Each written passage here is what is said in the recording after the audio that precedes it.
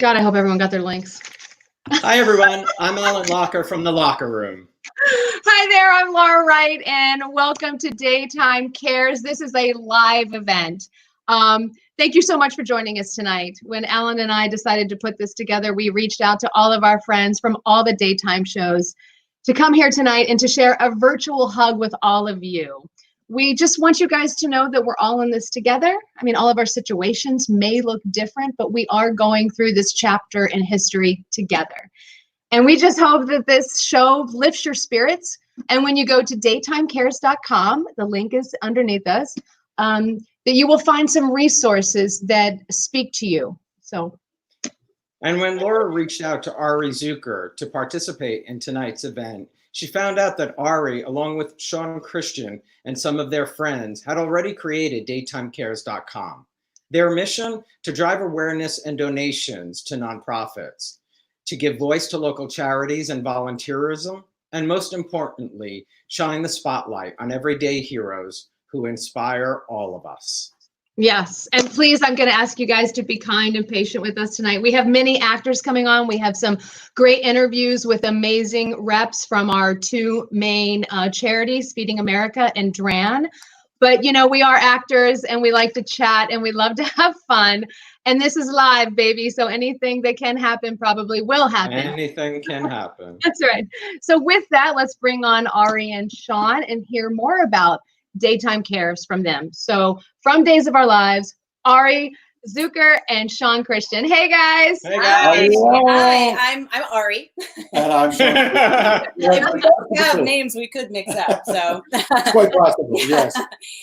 thank you both for number one, just involving us in this beautiful event, and thank you for such a beautiful introduction. And Alan, you just explained our website so perfectly, but just to, in addition to what we do at Daytime Cares, and I should say our long-term goals, especially because we are pretty new, and we want to create this site that is breathing and alive and is moving and is answering as many questions as we possibly can, and to the best to our ability. And we're creating areas where if you have financial questions, you can click on our site and find out some of those questions. And also the best thing that I love is shining a light on our heroes. And tonight, our two of our main heroes are Feeding America and DRAN, which is Disaster Responders Asset Network. And rather than me going on and on about me, we should probably just introduce her and the amazing work that she's doing. But first of all, we want to say thank you for inviting us. This was amazing. Oh, to share this moment with this daytime. We do have to say real quick that it was so meant to be, because I had no idea about daytimecares.com, that you had already started. Right. And I sent the text saying Daytime Cares, and Ari sent a message back like, oh my gosh. And we were like, this is meant to be. This is meant to be. And just to share with the fans, like Laura and I have been, every time we do get a chance to get together, which is usually at a live event, we think along the same lines. Our souls totally match up, if anyone believes in that stuff. I do.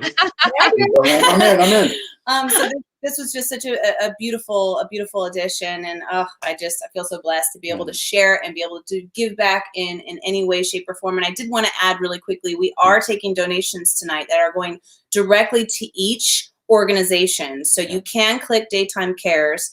Right on the homepage, you should be able to click right there to donate to Feeding America or Disaster Responder Assets Network. Yep, you can do either one. Mm-hmm. So let's get that started.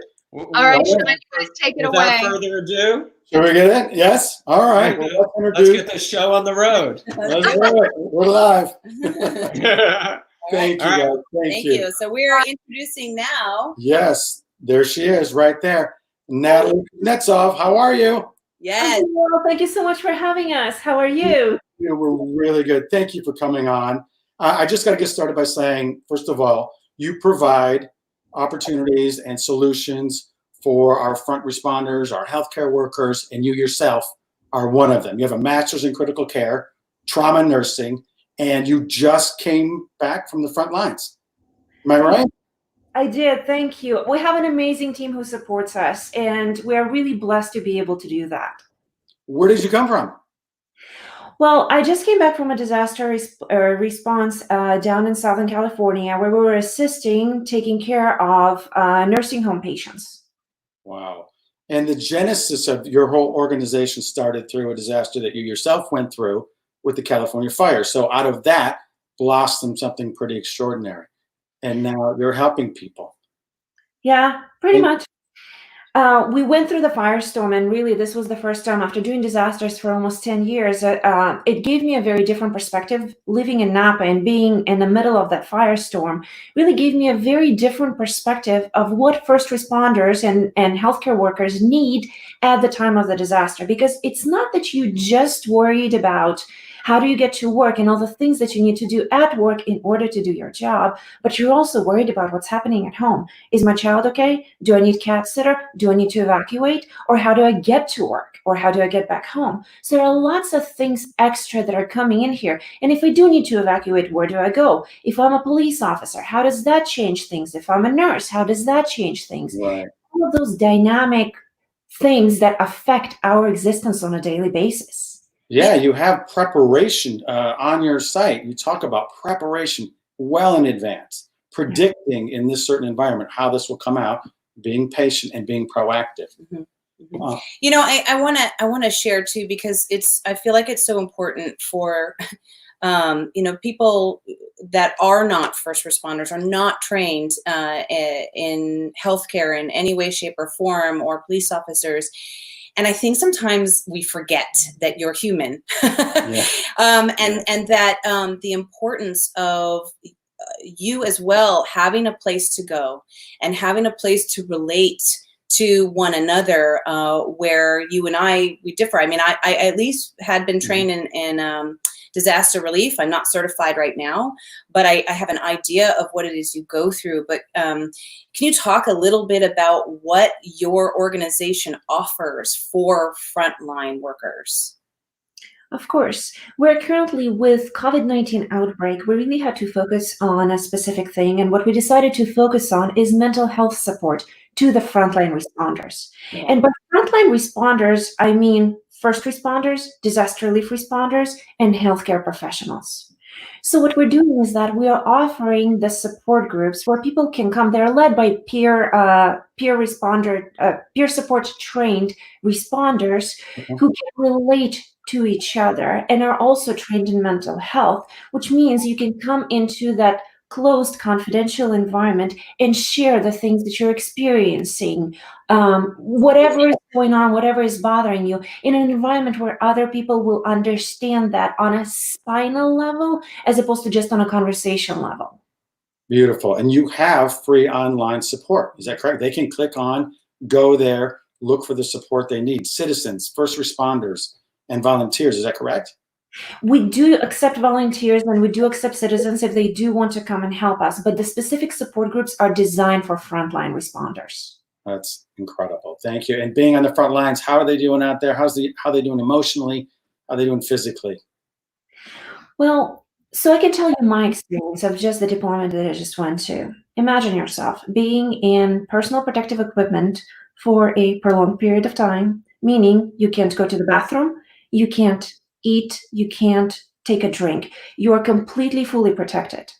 And then I had a patient who was dying, which is a typical thing, unfortunately, which is for us, that's a normal part of the process, right? I've worked in emergency departments and ICU. I currently work as a flight nurse. So life issues are not foreign to me. But in that specific environment right now, what happens is that you're in full-blown personal protective equipment. Your face is covered with a mask, so you can't really communicate emotion. You're very limited at how much emotions you can communicate. You provide the end-of-life care, and you cannot get family to come and be with their loved ones as they're dying. So you have a family who is standing on the other side of the room, behind a window, unable to touch their loved ones as they are dying. And we have to facilitate that process. That's the right thing to do, because the last thing that we want to do is to create more sick people. But it is absolutely heartbreaking. It also makes you feel like as you're not doing your job, even though you are, but you can't provide that emotional support because all of us, we love what we do. We love supporting people. And we're trained really well at what you do, but you're limited with what you can do right now. So it really creates an emotional toll on us. And doing this day in and day out, night shift, day shift, being flipped to another area where you typically don't work, it all adds up. And then you can't go home because you're protecting your own family. I don't want to contaminate my children or my parents or my spouse who's potentially immunosuppressed. All of these other stuff, all of this combines. And then we've been doing this already for a while on top of this. So take the time into it. There's a lot of exhaustion. There is a lot of emotional heartbreak for all of us. Oh, I'm sure of it. I'm sure of it. So how can all of us out here, with regard either to donations or get information by going to your site, how do those directly help you in your organization? Well, what we do right now is we actively develop these programs in order to create mental health awareness for us, as well as provide those support groups. We also refer frontline responders to additional mental health help if it's needed. We've also created a program to specifically train mental health professionals to provide care to us, meaning understanding all the special issues that come with being a frontline responders. So these are the problems, those are the critical needs and the programs that we're constantly developing and maintaining on a regular basis. So that's where the civilians can help assist us to take care of us, because we are here to take care of you. So please help us to take care of us. And we're all in this together. Exactly like you said, I really like how you've emphasized on it. We're all in this together. And we're all dedicated to the well-being of the community. And in order for us all to come out in a positive way and grow out of it in a positive way, as opposed to down. Man, I love your passion with purpose. So thank you so much for being on the front lines and sharing your story and opening your hearts to us.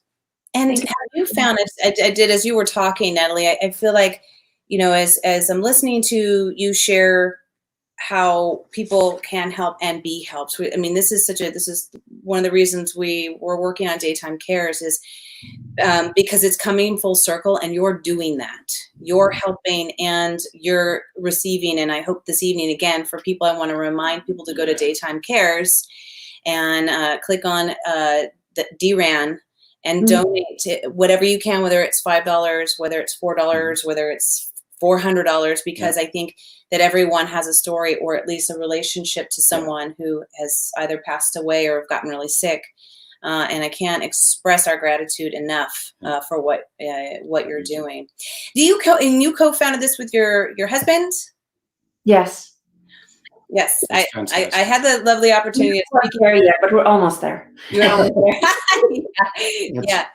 Oh, that's great. And so first responders out there, so if somebody knows a first responder or a healthcare worker or a family or a friend, they can go to this website as a source, correct? Yes, sir. Playing it forward. I love it. Is it, and nationally too, especially if someone needs to talk to anyone to get the emotional support from anywhere, right? Yeah. We take everybody who is we haven't said no to anybody yet. And we're not going to do so, because all of us, we all need this. Yes, absolutely. Oh, amazing, Natalie. Okay, again, one more time, please go to daytimecares.com and donate to Disaster Responder Assets Network, and follow them on Instagram if you can, and even if you're just giving your loving support by sharing and communicating, you're just helping spread awareness, and that's exactly what we need. And this is why we're doing part of the reason why we're doing this whole event. So they need it, they can come to you as well. That'd be fantastic. Yes, thank you so much, Natalie. And is there anything else you want to share with everyone listening before we go? I think just the last thing, if there are frontline responders that are listening to this, please don't isolate. Please reach out. We're all in this together. Yes, we are. Yes, we are. All right, Natalie, until I talk to you soon, very, very soon, we'll be in touch, because this will be a continuation of giving back to your organization. And I think now we're going to move forward, and we're Gonna give the pass it on to fans a Laura? little, yeah, no, actually, we're going to invite Christian Alfonso onto the show here, and Victoria, who plays Sierra, her daughter, and maybe get a little hi, Christian. Do we have her? Hi, I'm working. I see two. Yes, I was just saying, maybe we'll get a little fun love. inside Hi, scoop. Mama. Oh, mother-daughter, here they are.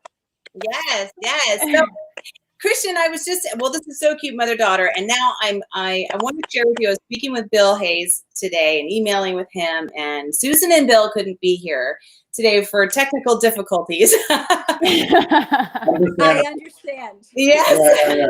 I want to share how, one, it's such a, the beautiful dynamic of having 3 generations, and Bill is turning 95 in a few weeks. Wow. And I just Incredible. Yeah, I Right? just a little, Bill and well, I should say, well, Christian and Bill's story and love for each other. I mean, you've worked together for so long with him. Oh my gosh. I was a teenager when I first started on the show, and Susan and Bill, I can remember, of course, I was a nervous wreck because I was a fan of the show and I watched it before, getting after school and getting ready. I was an ice skater many, many moons ago. And it was so funny because my dad and my sister and my mom at the time would be sitting and having dinner, and my mom and my sister and I would be talking. It was about Days of Our Lives. My father was like, "Oh my God, these poor people." What? But I mean, Susan and Bill, I can remember working that set the very first day, and so wonderful, amazing, and really took me under their wing. I really had no clue what I was doing. It was really, I had done a movie with Rock Hudson, but other than that, I had never worked in the business, and they were so kind, and so welcoming, and incredibly helpful. And I have to say, to this day, I continue to learn from both of them, and I just adore them. I just absolutely adore both of them. Isn't it amazing how that gets passed down? Like, you learn from those when you first get on. Everybody's nervous. We all start something for the first time, and you find mentors and people there who are able to help you. And I'm sure you found that one right there. Yeah, I was just gonna say, Yeah. Victoria. Christian is that person for me. When I came on, same thing. Like, I had worked in the industry, but some, indie projects, nothing with such high production value, right? It's really, intimidating, the cameras and everything. And Christian took me under her wing and taught me everything that I needed to know. And she made me feel so safe and loved from the moment that I met her. And yeah, so it's funny that it's the mother and daughter combination, because tomorrow's Mother's Day. So happy early Mother's Day, Mommy.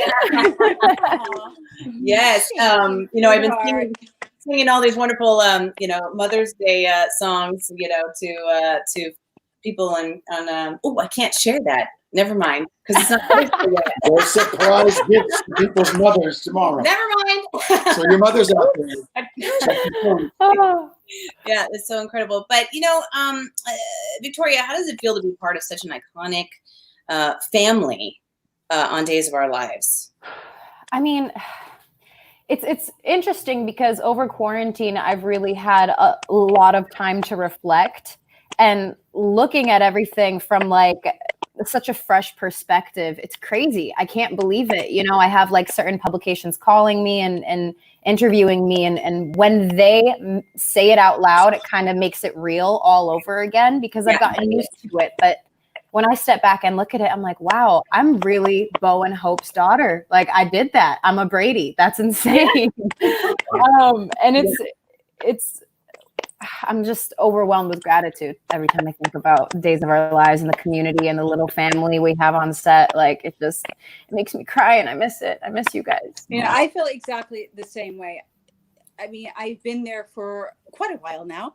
And I would say someone had posted, it had been 26 years since I returned. And I looked at my husband, I was like, honey, today's my 26th year. Ah, consecutively on Days of Our Lives. And yet I have to say sincerely that it's as if it's the first. I feel like no time has passed. I just see, maybe a few more wrinkles, and but I feel just so no. But seriously, I mean, I feel so grateful to be able to come to work and work with people that I adore and that I love, and you can really make that connection with, and really, I mean, just I'm in awe of Days of Our Lives. That it is, the show is 55 years old, I believe. And we're still going. Yes. I'm so grateful. We get someone like Victoria, I mean, my heart goes pitter patter. I have such a soft spot for her. I just, aside from her being so smart and such a strong young woman, she's so talented and so vulnerable in so many ways. And I just adore you.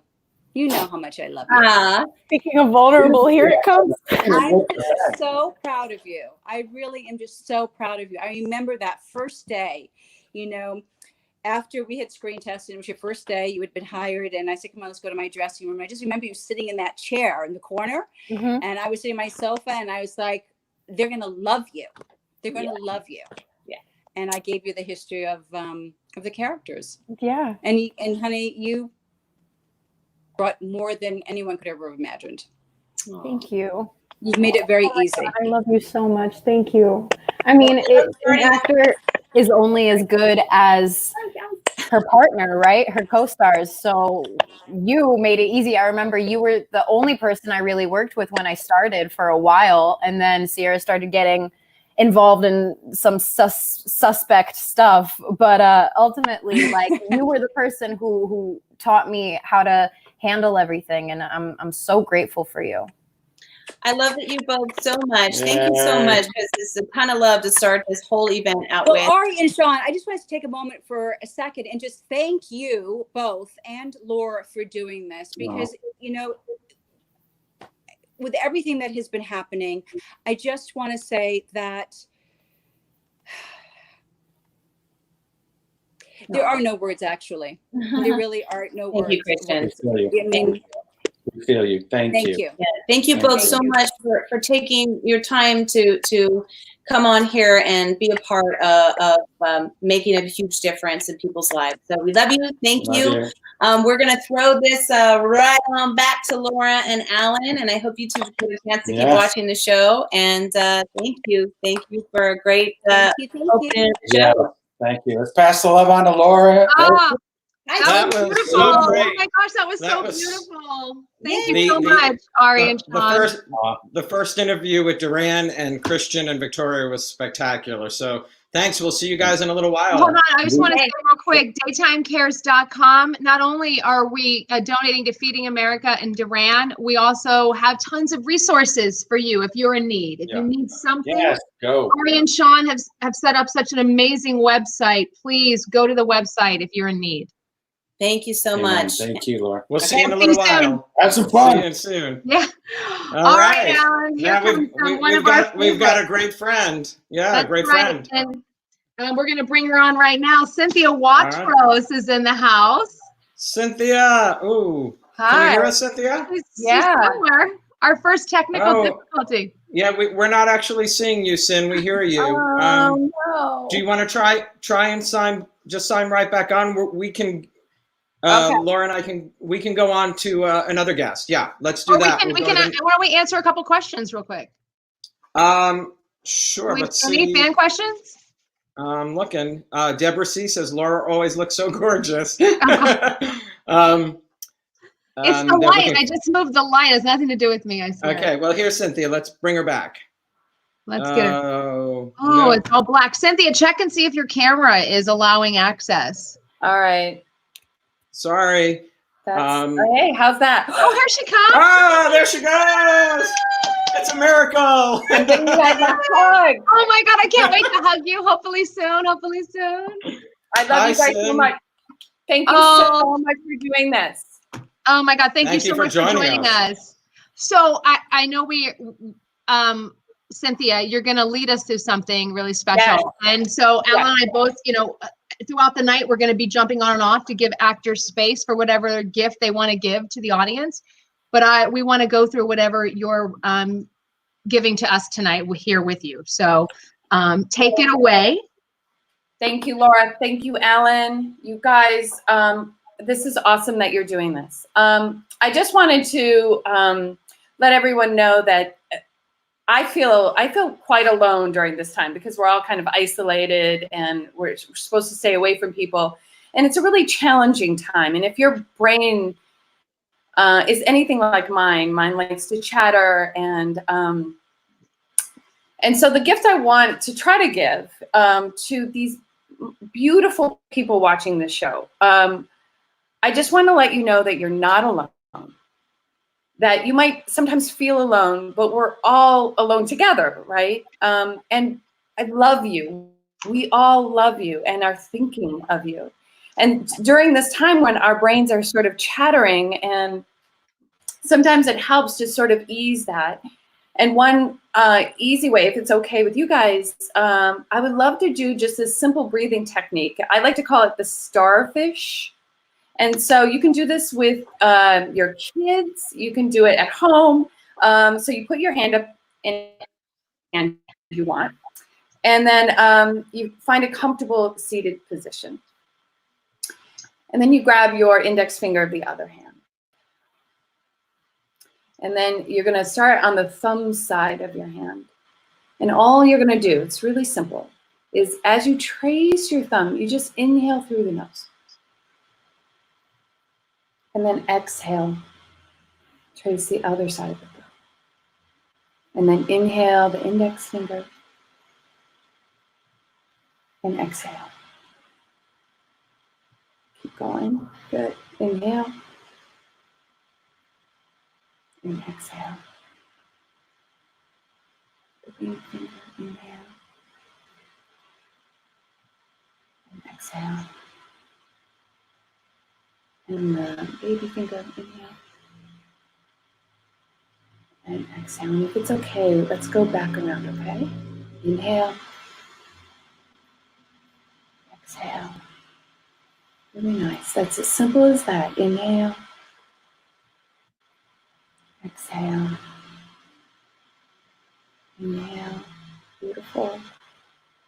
And exhale. Inhale. And exhale.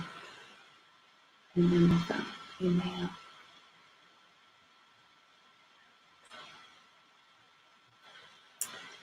So you can do this as many times as you need. Hopefully even that little bit can ease the mind, sort of bring you back into your breath and your body, and just know that you are okay, that everything is going to be okay, and that you're full of love and peace and calm, and just as much as you can come back to your body and your breath. We're all going to get through this together. Oh, thank you. So thank you for letting me do this. Thank you for giving my mind that went gift. there. I saw my hand just go like that because I was, so relaxed that I had a. You just gave that gift to so many people. And Cynthia, I just want to say that you're a yoga teacher, right? Yes, you talk about that. I love teaching yoga. It changed my life. Yeah. Absolutely. And I think that the one gift I've gotten from this quarantine is exercising and working out every single day. And I just want you to share a little bit about that, because I'm sure that you're stepping on the mat almost daily, and what it does for you in any, like you said, the chatter of the mind. I know we have the meditation, but the movement of the body, I think, is important as well, with the energy that can get built up. Laura, you're so right. And, so yoga's not asking you to be perfect or do the asanas exactly how your teacher's going to do it. And there's a lot of free yoga out there, or really cheap yoga that you can do online. It's just asking, all that yoga, and why I gravitated to it, is all it's asking for is for you to be in the present moment. Because really that's all we have, is what's going on right now. It's not what's going on tomorrow or what happened yesterday. And if anything, this pandemic is really teaching us, okay, what's today, you know? That's right. Because we don't really know what tomorrow is going to be. Even the So moment. yoga is a great way of just starting. Yeah, the moment. So just starting with where you're at. And sometimes you get a lot of people, Lori, who will say like, oh, but I'm not flexible. You don't have to be. No. If you just stand on your mat with one hand on your heart, one hand on your belly, and you just go, and visit yourself. How am I? What is my breath doing? That's yoga. So don't think that you have to be like hanging upside down or doing cartwheels and You're in a it can just headstand be or as something. simple as visiting yourself. Yeah, that's right. Because people are like, but I can't do a headstand and then levitate off the ground. You don't have to do that. Yeah. Thank you so much, Cynthia, for joining us. I can't wait to give you a real hug. Hoping it's soon. I'm hugging you, Ellen. I'm hugging you, too, Laura, Sam. and everyone watching, all the fans, I'm hugging you. All right. Thank you. Love you, Cynthia. Bye. Bye-bye. Love you. Bye. Love you. That was so great. Alan, we're gonna introduce a handsome, fun gentleman that I get to work with, and I adore him. James Patrick Stewart is in the house. James. Hello, everybody. Hey there. Hey, Hi, James. Laura. Hi, Alan. How are you? How are you, James? Well, peachy. Well, Thanks for doing this. Of course. oh gosh, thank you for being here. Well, from what I understand, you are really busy tonight, and you have a very important interview. So Alan and I are going to get out of here, and we're going to let you take over. All right, Thanks. thanks. Take it away. So give us 1 second. Laura, I'll see you in a minute. Hey, everybody. First of all, I want to say thanks, Laura and Alan, and I want to say thank you to the first responders and everybody at Daytime Cares. And if you're in pain tonight, obviously, my heart goes out to you. When I'm disappointed or frustrated or anxious, I always look for the levity. I take very little seriously. Maybe it's a character defect, maybe not. But I'll tell you one thing. Since I was a kid and I was a fan of Johnny Carson, I always wanted to be a talk show host. So I thought tonight a fun thing to do would be to interview one of my heroes and my best friend in the world. Ladies and gentlemen, from the 1982 TV action drama about the talking car, Michael Knight, everybody. Michael Knight, are you there? You're upside down, Michael. That's some serious accomplishment. Is this Nope. that's getting closer.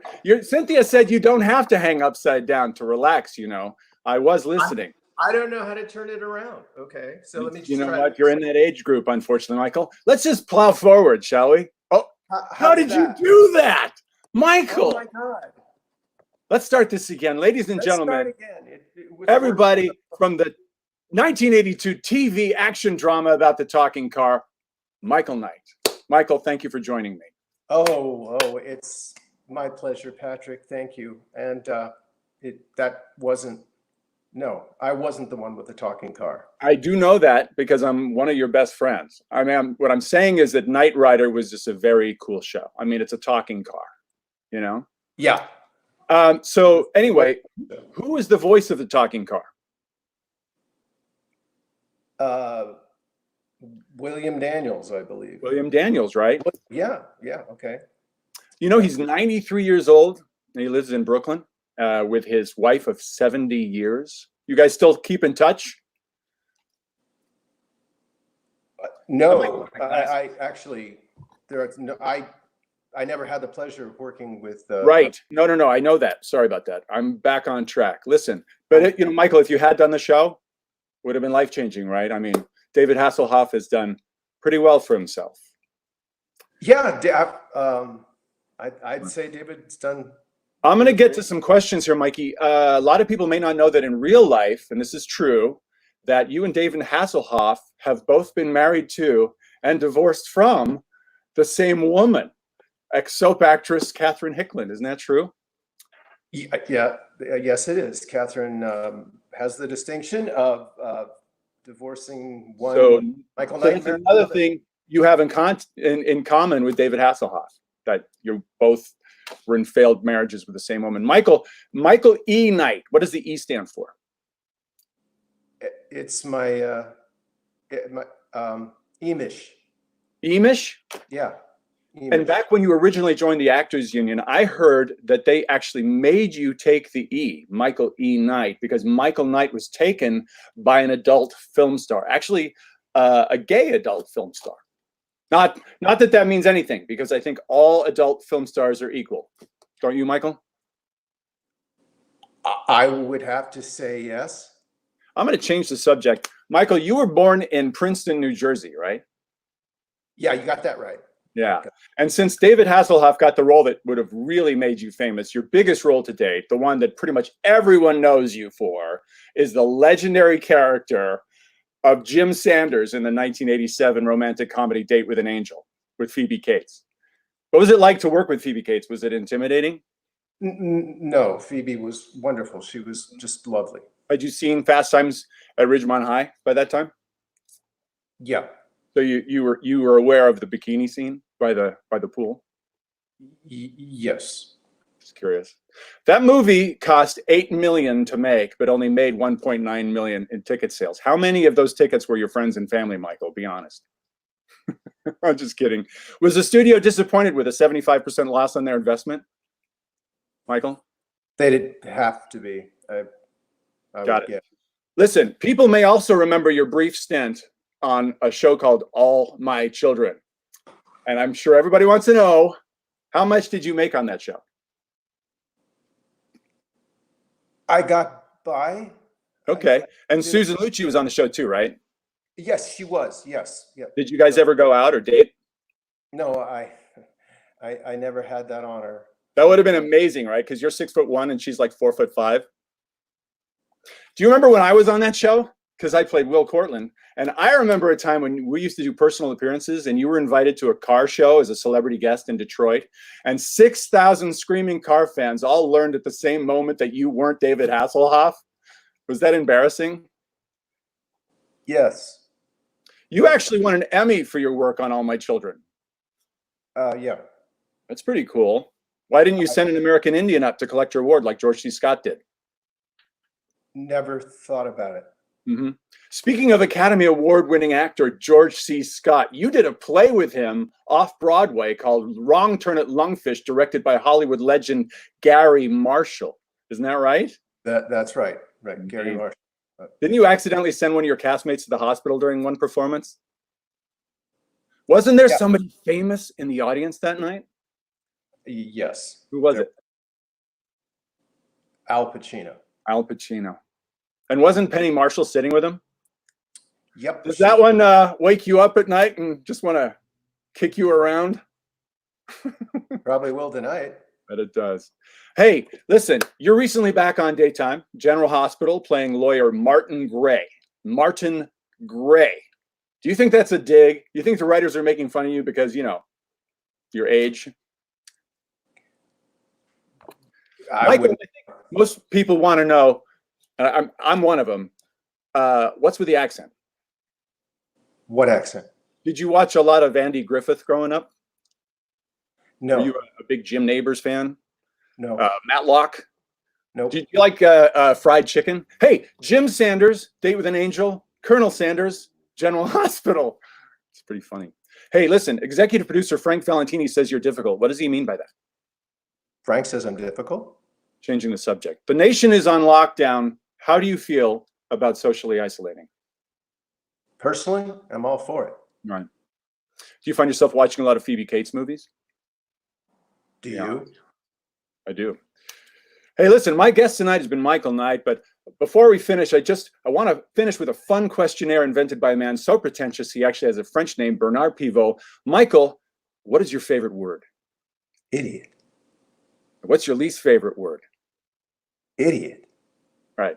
And what turns you on? I beg your pardon? Okay, what turns you off? What does it matter? Right. Okay, ladies and gentlemen, the last one. Michael, if heaven exists, why wouldn't you be trying harder?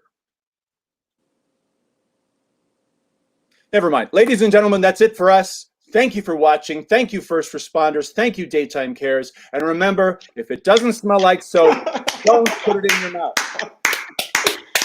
Oh Oh, my I God. love you guys. Thank you so much, Michael. Mwah. Michael, Thank you so much. Michael, that was so good.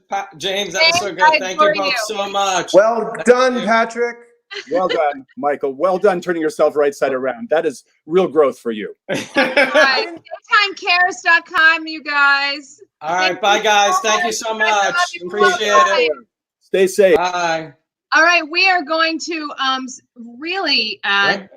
change Shift gears. take a left-right a round turn. We are bringing We are a we are friend of bringing both of one my ours. favorite humans on the planet in. Unbelievably talented. I've learned so much from this woman. I met her when I was 27 years old. I absolutely I was probably 15 or 16. When you met her? Yeah. Oh, wow. I was a fan before I worked with her. So Changed my life. Working with this woman changed my life, and I am proud to say she is one of my daytime literally sisters. Kim Zimmer is in the house. Woo-hoo! Hey.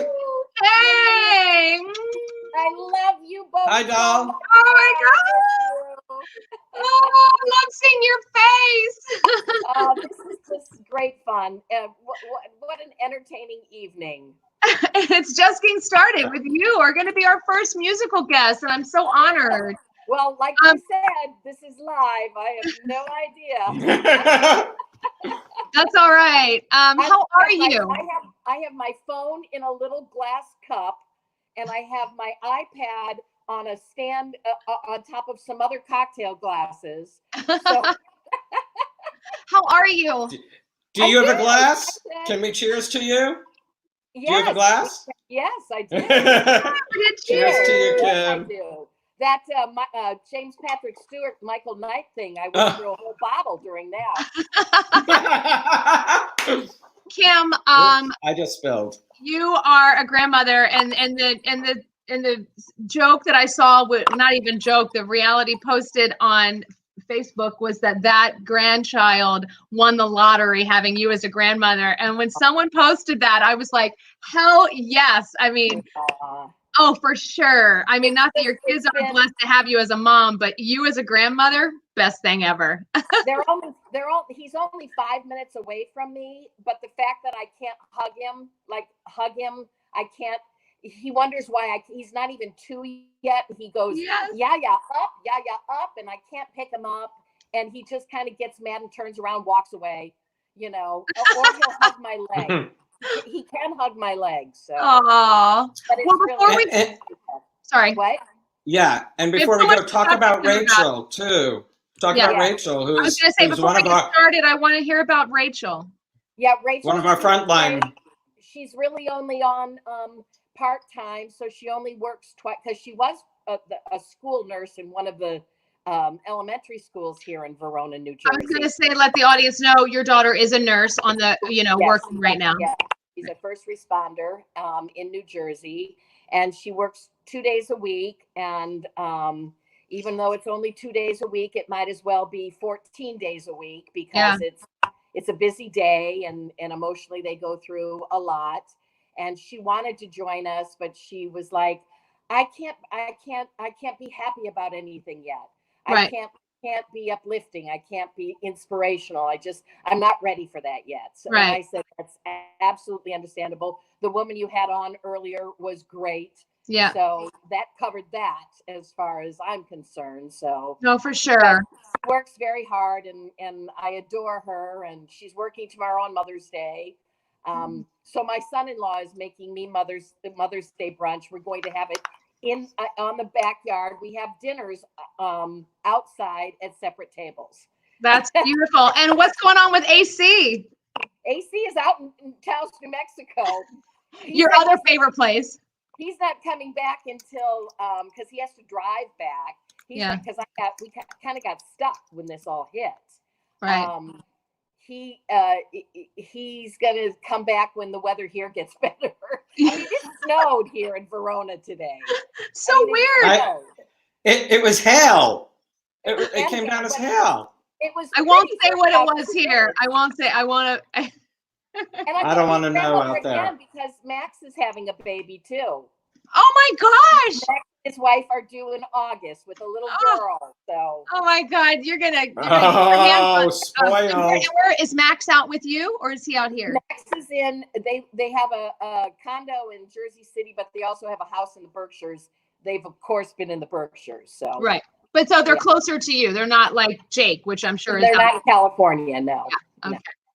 No. All right. Well, let's get started, you guys. You're in for a treat with this woman. Thank you. We're gonna get off.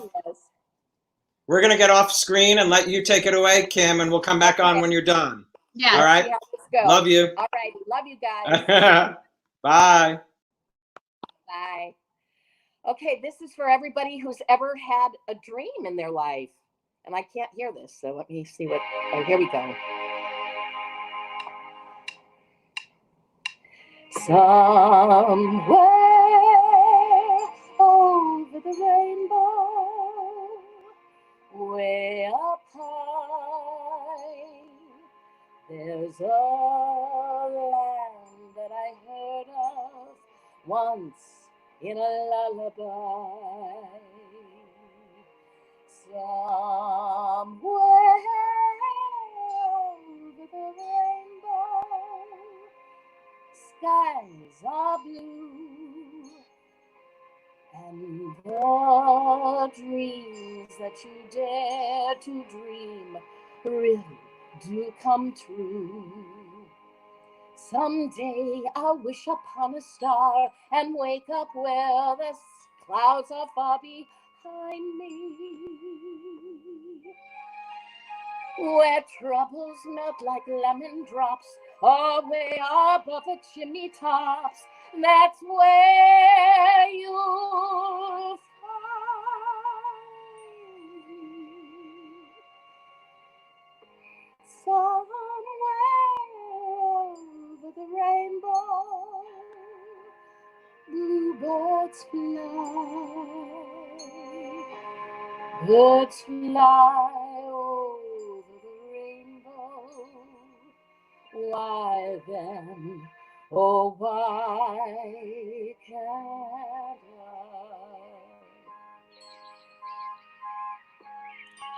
Thanks, Daytime Cares, for doing this for all of us. For all of us. Kim, that was beautiful. And tears. Wesley just said I'm in tears. Oh, like, sorry, that's Kim. so beautiful. Sorry, Kim. I didn't realize you weren't done. Nope, that's okay. I didn't realize you. That's quite all right. Let me So turn this sorry. off. There we go. No, that's fine. I was done. I probably would have ended up crying and in tears myself. So I'm glad. Oh, Kim, that's so beautiful. That was amazing. We I love you too. Why, You know, well, why don't you? I was gonna say What? sorry. Why don't you stay while we introduce your on-screen husband? Oh, is he next? He is Of course next. he is. He is our friend Robert Newman.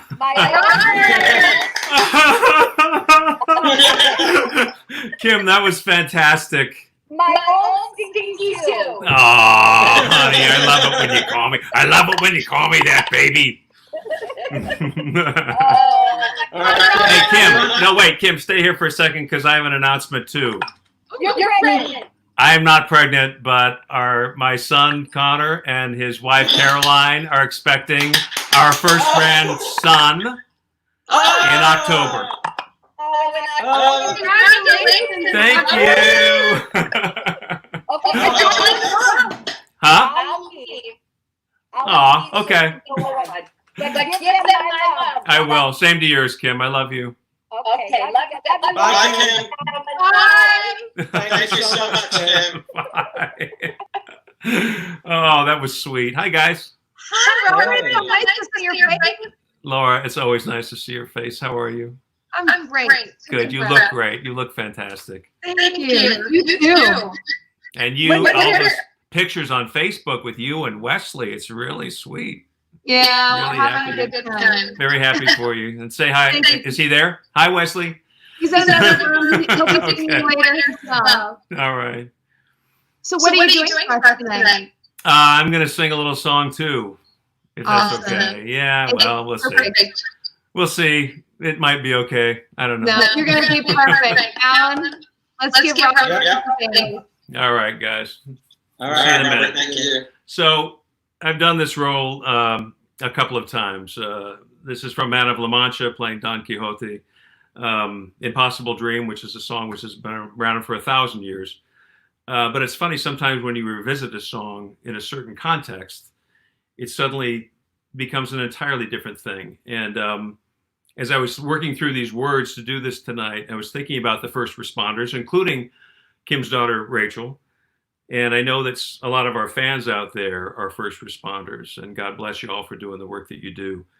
But when I was thinking through these lyrics, to dream the impossible dream, to fight the unbeatable foe, to bear with unbearable sorrow, to go where the brave dare not go, and so forth. So for me tonight, this is for all of you guys. Give me 1 second here. And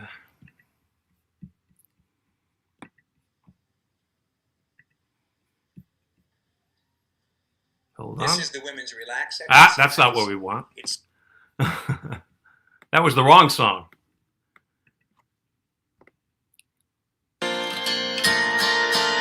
All right, here we go. To dream the impossible dream, to fight the unbeatable foe, to bear with unbearable sorrow, to run where the brave dare not go, to right the unrightable wrong,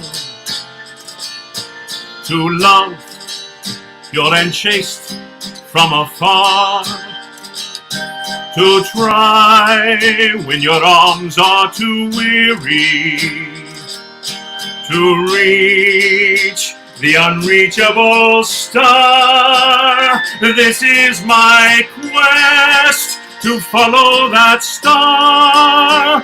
No matter how hopeless, no matter how far, to fight for the right without question or pause, to be willing to march into hell for a heavenly cause. And I know if I'll only be true to this glorious quest, that my heart will lie peaceful and calm when I'm laid to my rest, and the world will be better for this,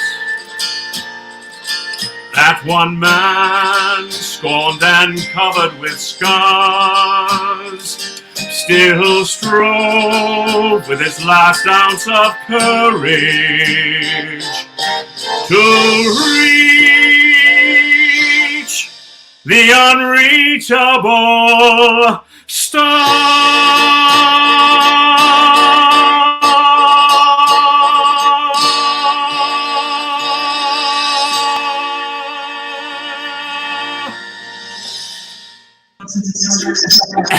Amazing. Well, I think I pulled a groin muscle on that, but okay. Robert, that was amazing. That was perfect. Good. I'm glad. Thank you. No, seriously, I think there are many people crying over that. I love what you guys. I love what you. You're bringing people to tears. I love what you guys are doing here. Thank you so much for it, and God bless you both. I love you both with all my heart. Thank you for being here. I hope the rest of the night goes great. Thank you. I can't wait to hug you soon. All right, take good care. Congratulations. Huh? What was Congratulations. that? Thank you. Britt said to me, my wife said to me, well, what do you want him to call us? And I said, well, I'm happy being Grandpa. And she said, you really want to be called Grandpa? And I was like, yeah, that's fine with me. So I'm excited. All right. Love you both. Thank you. There's an echo on my line. I'm going to log off for a minute, guys. Okay, Laura. Alan? All right, Robert. Yeah. We're good? Yeah. Thank you, sir. Thank you all for Bye-bye. listening tonight. Thank you all for being here, and thank you all for just supporting our first responders. God bless you all. Bye, Robert. Thanks, everybody. DaytimeCares.com. Don't forget that. Our next guest is here with her husband, I can see backstage. Another guiding lighter, Crystal Chappelle, is here right now, and her husband, Michael Sabatino. So let's say hello. Hey, Crystal. Hey, Michael. How are you? Hey, Alan. I'm well. Thank you both so much for being here. Sure. Thanks. Thanks for doing this. Well, it means a lot. Congratulations to both of you. We know you had a big wedding on last Friday, was it? Your son got married. Yes. Our little I'm afraid to Jordan. talk. No, Am I you're good, echoing Laura. now? It's all better. It's all better. Okay. Thank you. I was going to start signing because I was afraid to speak. Hi, Crystal. Good to see you guys. Yeah, he got married last Friday, and we're holding off on the baby news. You know. Not yet, but could be soon. Yeah, you never know. But we have discussed what we're going to be called as grandparents. We didn't prepare a song, by the way. You wouldn't want that. What are you going to be called? Queen. Of course. Yeah. Old man. No way. I think I probably Nona or something like that. That's so good. Whatever works. That's Queen. So I have a question for you guys. Well, a little bit. I mean, Crystal, I have to say, for you, I mean, my gosh, when we were writing down all the information about all the different people coming on, and then we were like, okay, Guiding Light, One Life to Live, Days of Our Lives, the Venice series, Beacon Hill, Real Women's Network. I mean, oh my gosh, are you tired? All the time. All the time. I'm tired. I am, and people like that kind of make fun of me because I go to bed at 8 o'clock. But I'm tired. I gotta go to bed. You got a lot going on. Yes, Yeah, you do. really good. Who's the guy? This is Buck. Buck's And I just have to say, what's great about, I mean, besides being a woman who has created her own reality and job situation, yes, empire. You also bring a lot of your friends along. I mean, you know how talented, amazing these daytime actors are, and yes, and it's so incredible, like to watch your shows and to see the posts and the Instagrams and to see all these familiar faces of amazing actors. How was that experience? Like, and what's the fan response for you? It's a great experience. I mean, I know everybody, I trust them, but I just know how hard it is to do what we do. And given the time constraints that we have, which I'm sure are everywhere now these days, these people get to work and they're like amazing, just like that. It's a pleasure. And I just feel like I've grown up my adulthood with these people. So they're my family, and I love them. So it's just fun to work with them, especially this guy. Yeah. I would say, It's the same with the fans who are watching tonight. They grew up with both of you. You both have been on so many shows. You know, I mean, there's a connection. I mean, I keep seeing Olivia's name go by, Carly's name go by, you know, all your different characters going by on the screen here. Michael, how long were you on Days of Our Lives?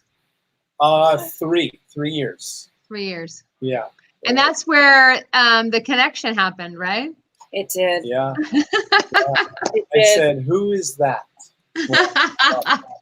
And we can't forget Michael's role as Chip on Knots Landing. Oh my God. Oh, yeah. That's right.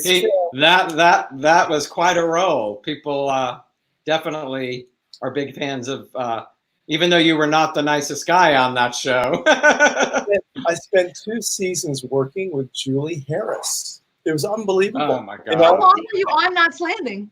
for 2 seasons. Okay. Yeah. And what was Julie's character's name? I can't, do you remember? Oh, that's a great question. Oh boy. She was Val's mom. Val's mom. Joan Van Art's mom. But, Miss. hold on, let me. Fans will tell me. The fans are going nuts right now, telling you guys who you are and what. Yeah, you they're do. going to tell me in a second. They're going to tell me in a second.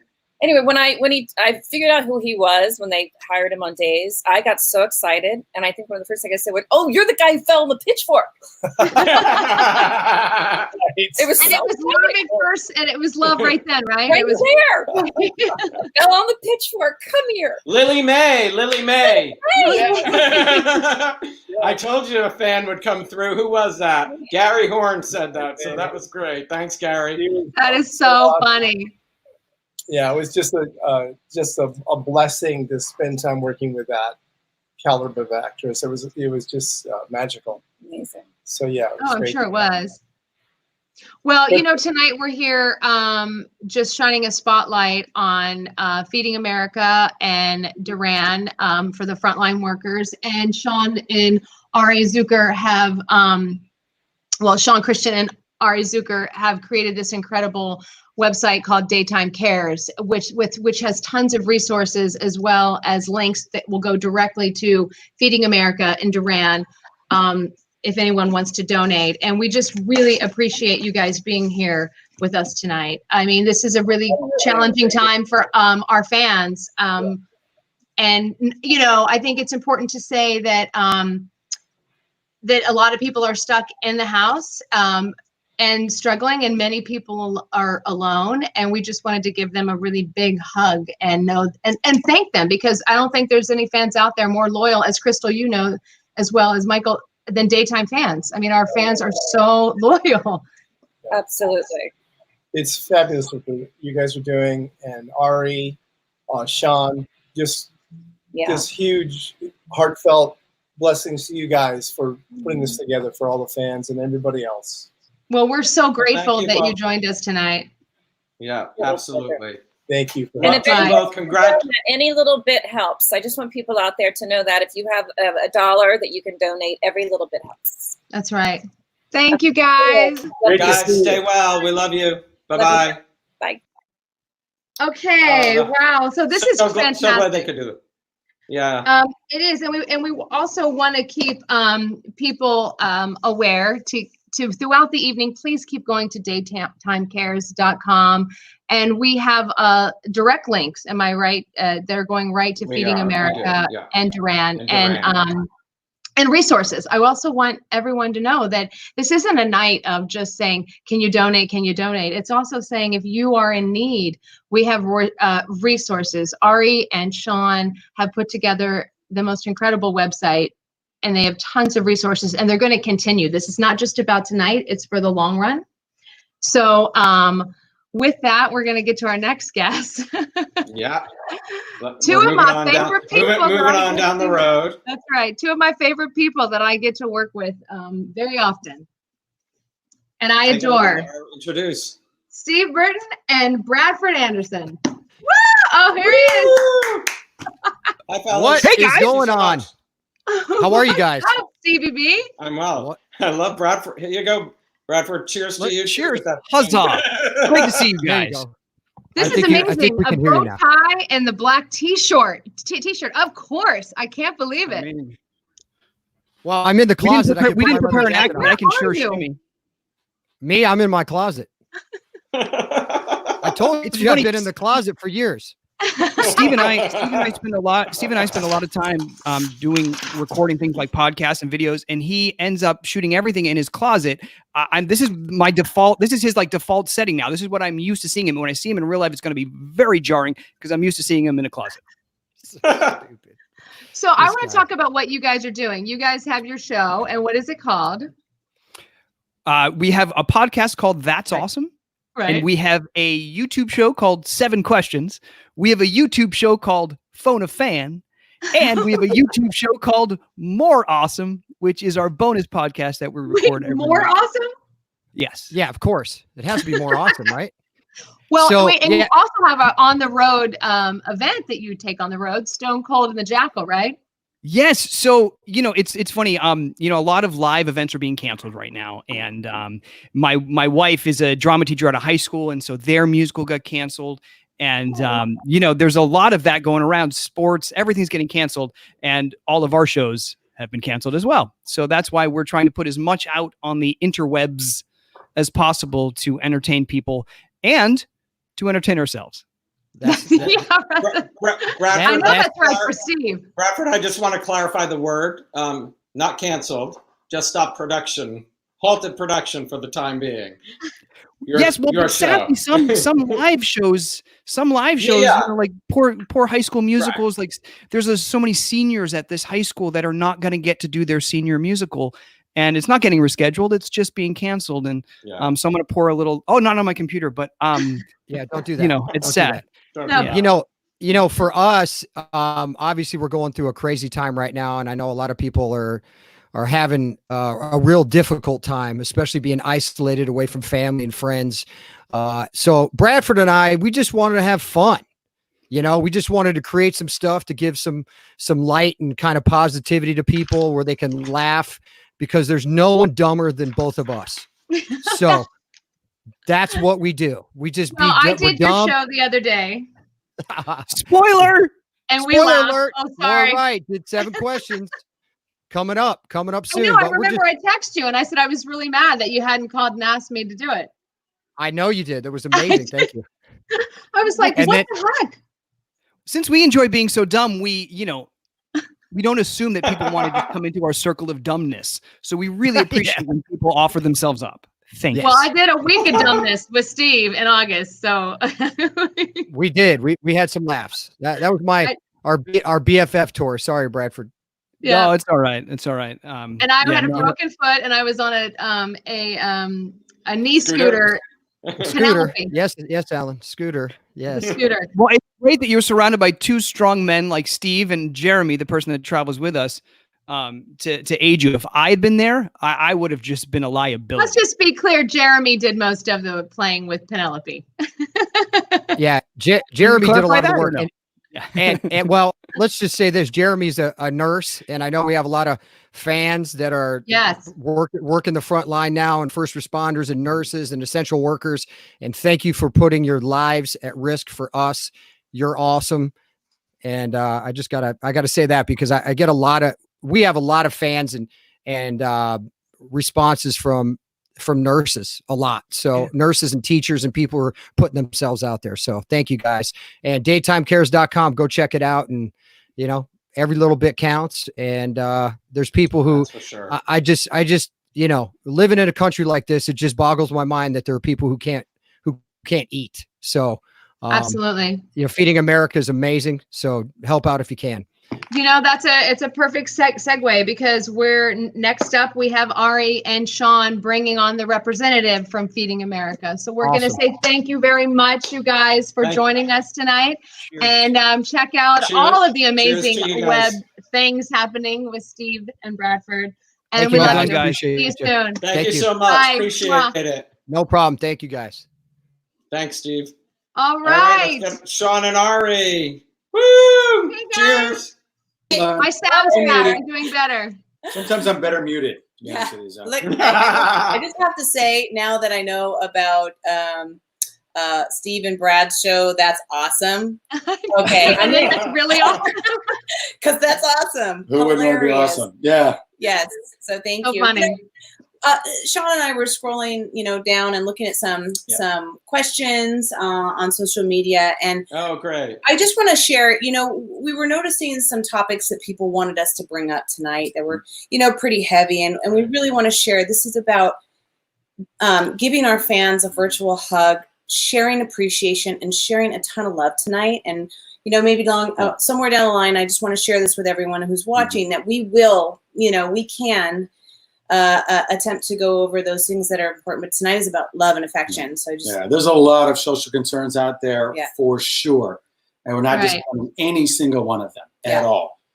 Just so that's clear, by the way. But this is a love to you, with you, and thanks to you, the fans. So that's you know, you're right. And also too, I want to say that, you know, tonight we are bringing attention to Feeding America and DRAN. Am I saying that correctly? DRAN or DRAN, right? DRAN. Yep. I don't want to mess, you know, through our meetings, we were saying DRAN, or, you know, I just want to make sure it's right. But when you go to daytimecares.com, there are many resources and many links to many different charities, and it's continuing to evolve. Yes. Right, continuing to evolve. That's the goal. Right. Continue to evolve. This is a wonderful springboard. Yes. To grow from. This is our first event. Yes, It is. and also too, and you, what I loved about what you guys were putting together is that you're putting together resources that are locally for people, nationally and globally. So, global, and so I think that is really important to make sure everyone knows. And this is just a big hug. We've got a long list of amazing actors that are all waiting in our virtual green room. So I'm gonna pull Laura and I off screen and let you guys take it away. Thank you. Eric All and Stacey are waiting.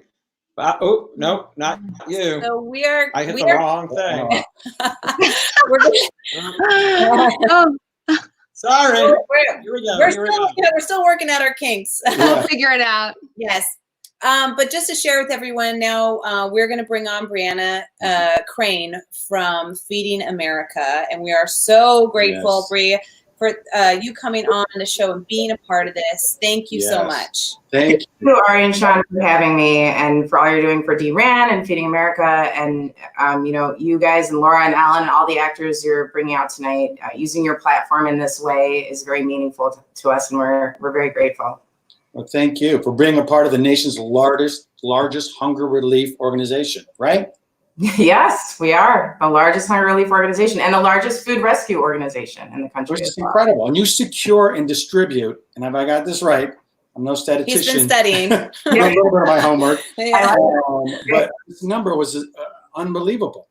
4.3 billion meals each year.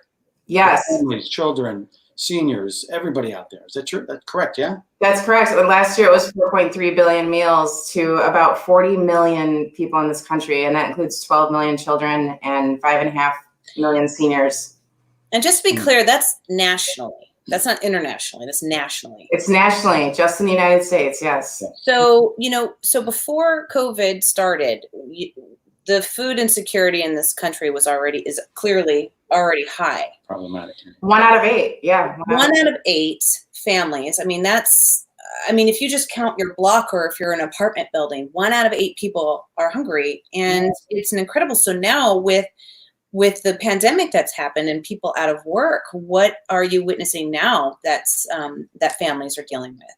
Yes, well, of course, the need has increased all over the country, and the Feeding America network is a network of 200 food banks that serve every county in the country. And we are, getting surveys back from those food banks on a weekly and biweekly basis. And what we're seeing is that the food banks are experiencing an average of 70% increase in need. Oh, wow. Yes. And so people can find out how in their area, through your website, right, feedingamerica.org, on how they can, where they can go in their state. You've broken it down. Is that correct? Yes. So they go to feedingamerica.org, like you said, and we have a food bank locator, so they can find what food bank serves their community, not just to support the food bank, but also if they need food, if they need resources, they can contact their local food bank to get them. Which is fantastic. And now another statistic. I'm going to just see if I can get this right. So for $1, essentially, can you deliver 10 meals? Is that? Yes, technically that's right. We do an audit of our network and our expenses and how much food we're distributing every year. So yes, typically $1 is the equivalent of 10 meals. Right now, Feeding America started a COVID-19 response fund, and 100% of the funds raised are going directly back out to the communities to help the food banks get the resources that they need and use the innovations that they're having to use during this crisis. So our expenses throughout the network are much higher than they were last year. So the $1 equals 10 meals is still very much correct as far as our regular operations. But for this response, 100% of the funds are going back into the communities, but it's a little bit difficult to know exactly what our expenses are. Yeah. Great. And talking with you now, what is the biggest, to sort of tap into Ari's question, the biggest thing you need right now? Is there something you guys are grappling with in this crisis? We need food, friends, and funds. So we're doing our best to rescue as much food as possible. We need friends like you guys that are helping us spread awareness and telling people where to go to help and get food. And we need funds. Again, we are operating with a lot of challenges, not just the increased need in the country, but the food channels, the food rescue that we normally got all of our donated food from has very much dried up, and we've had to find different pathways and channels of getting more food to people. Yeah. Where did you originally get your network of food from? Is it farming, or how does that work? A lot of it was donated food. So last year, 3.5 billion pounds of the 4 billion that you mentioned, 4.3 billion was donated. And a lot of it, our biggest growing channel was through the retail sector, which is all but, closed now. Yeah. We do get food from farmers and other distributors and of course manufacturers. However, the challenge right now is there's so much food because of the restaurants and retail industry closing in big quantities. So the other thing we need is volunteers if it's safe. We're being very safe with how we utilize volunteers throughout the country, but we've got to break down big quantities of food into household, sizes and household boxes. That's fantastic. That was another question. So people can volunteer. If they can't donate, they can certainly give their time. They can find your local food bank, and you can find opportunities to volunteer. And I know, we're doing low contact and no contact distributions, and we've changed to drive-through pantries and even home deliveries. So it's very different in each community. And so if you find your local food bank, you can find out what your community needs and what kind of support they need. Of course, all the volunteers are wearing masks and gloves and social distancing, and we're making sure that we're caring for the people that are helping us and the people that we serve. We've gotten some questions too, where we've heard people don't have a lot of help at home, and they don't have any way of getting groceries or food. I mean, if they were to look up, I know a lot of people have phones because they're emailing us. So if they go to feedingamerica.org and look, there is a section where you can look up how to get food, where to get food donations. Is it possible, you just mentioned the food banks, it's that you do delivery if they just contact you in some way, their local area? Yes, in many communities we're doing home delivery. I mean, a big portion of the population that we serve are seniors, and a lot of seniors are either, it's unsafe to leave their homes or they're scared to leave their homes. If an individual contacts their food bank, the food bank will find a way to get them the food that they need.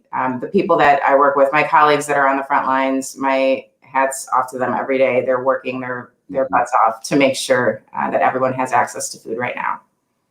Fantastic. That's wonderful. And so I just want to reiterate to anybody who is having an issue with getting help that you can contact feedingamerica.org, or you can always go through our website, daytimecarers.com, and we have on there the feature charities, and click on the Feeding America app and link, and make sure that you reach out to somebody or ask a neighbor or ask your child to look it up for you. And if there's no one, reach out to us again, and we'll definitely make sure that we help you at info@daytimecarers.com.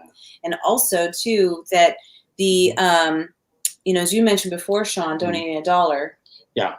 You donate something. And look, and this isn't just about, okay, let's donate money. Can we donate money? It's going to resources to help you, the audience, anybody out there. And you just, at the very least, make yourself aware of organizations like this, like Feeding America. Look at the wonderful things they do.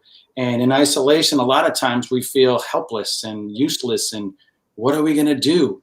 And how can we contribute to the overall good of the world? And this is one amazing organization to go to. And it can, also lift your spirits, because now you're giving instead of just being isolated in thoughts and what can I do and what was me. And sometimes we can jump outside of ourselves and look to a cause greater than just us, which is exactly what you're doing. Absolutely. Yeah. Bree, did we miss anything that you want to touch upon for our fans and our listeners and our viewers right now today? No, you didn't miss anything. I just want to thank you all again and everybody watching for your support. We've seen waves of support from all over the country of people who want to help their neighbors in need. And it's been very heartwarming.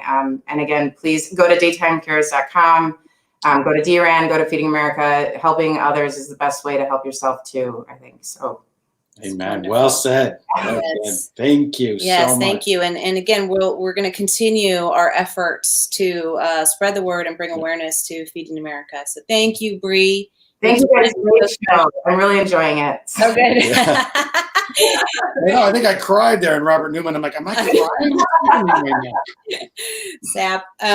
So okay, so we're gonna move on, and now I do have to share another question that we've been getting. Are you two dating? Well, do you want to go out? You want to go steady? Oh, I would love to go steady. A lot of pressure right now because if you said no, there goes the love. Where's the love? This is live. There it is. Okay. All right. So, super excited. Oh, and also, there was one more fan that I wanted that reached out to us through Daytime Cares. And her name is Susanna Shipman. She is 73 and she is waiting to get a hip replacement because of the COVID-19 pandemic. She can't get her hip replacement. So we're sending you love and a shout out to you. And we're going to move right on through here. And one of my favorite co-stars is going to be coming on too. Two of my favorite co-stars. They're going to be. Can they fit on the same screen? I don't know. Eric Martin. There he is. Hey. Stacey Hyduck. Oh, love it. And now for something completely different, right? Yeah, I know. Yeah. So happy to see you. Cheers. My people, how are you? So, how are both of you? Okay, so you can only talk one at a time because I know we all talk at the same time. Stacey, go ahead, ladies. Do that with 4 actors. Not easy. Every actor wants to speak, right? No, I'm doing well. I missed the heck out of each and every one of you. No. It's just been kind of crazy, but everything's good. Eric, go. Well, it's been an interesting time, you know. The first thing that happened to me is I lost my sight. What? Well, I can't see like the way I used We're to right be able here. to see things. We're right here. Who are you? That's Ari. Shawn, That is Ari. Okay. Both sides. Yeah. Both sides. That's Ari and Chandler, right? Yes. Chandler right, Massey. Eric. Oh, yes. See you, Chandler. I haven't seen you in a while, man. Yeah. No, my first venture with my mask on was to Bed Bath & Beyond to go get myself a pair of readers. So that happened. Yep. But Wow. it's funny, in the midst of all this isolation and awfulness, I've been able to make and cultivate some new relationships. For instance, there's a guy named Bob down at Total Wine and More, and he and I know each other very well now. I walk in, he's like, "Hey," we talk about life and culture and the different kinds of tequilas that are on sale. But it's possible to make relationships during these troubled times. I just want to put that out there. It can be done. You can. There we go. Yeah. Have you noticed just walking the streets though, and how friendly everybody is? Yes. Yes. Well, we've felt that as well. Well, there's something going on, and I find it strange that sometimes tragedy brings back it brings out superheroes, is what it does. I mean, I was really moved hearing about Brianna. I mean, I put a shelf in my kid's bedroom and felt pretty good about that until I heard that this woman is dedicating most of her time and energy to turning $1 into 10 meals. Right. For people out there. So I just went, Yeah. But it's beautiful. And guys, this is terrific. DaytimeCares.com. This is a terrific venture. And I know it's going to take off like a rocket because there's so much good behind it. And yeah, it's terrific. So well, and again, Laura and Alan reach out. I mean, this is such a team effort. And I have Sonia. It's a big team. Langiardo, our director at Days, and then Bob Wall too. We've all kind of worked really hard, and it takes a village. It takes you supporting it. It takes the fans jumping in. So we really appreciate it like crazy. And I know that Stacey and I were texting Marty. Oh, sorry, everybody. I call Eric Martel. She calls me Marty.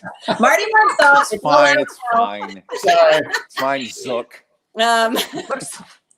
Zook. The secrets are being let out. Stacey and I were talking about, like, gosh, is Eric going to sing? And what do we do while he's singing?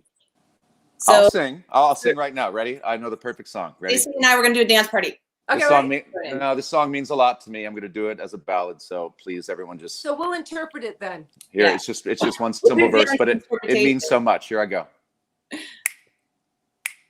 One bourbon, one scotch, and one beer. You're real good. Come on. I know you know that one, Shawn. I know you know that one.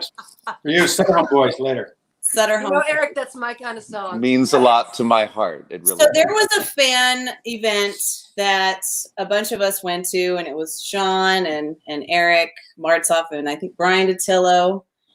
Who else was there? Was Galen there? Patrick Muldoon. Patrick Muldoon. Oh yeah.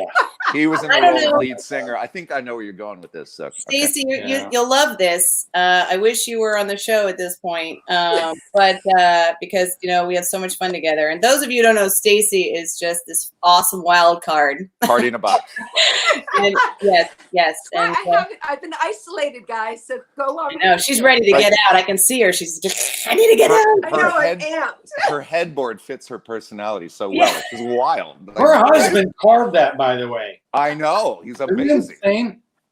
I know it's Wearing insane. them, by the way. So Ari, go on with your story, please. So- We can go off on a whole tangent. Even though Patrick and Brian aren't here, that I don't know if Eric, you want to share some of this unbelievable story. It was quite a show, and any of the fans that might be watching, remember there were some fans hanging out with us during the, what's it called? Sutter Home Boys VIP tour, man. Yes. Game. And some actual facts about that. It took place at a soap opera fan event, and I think security came up maybe 5 times, maybe 6, and asking us to turn it down. It was basically a big lip syncing concert, but we all had our roles. I mean, Brian was the videographer, I believe. Yep.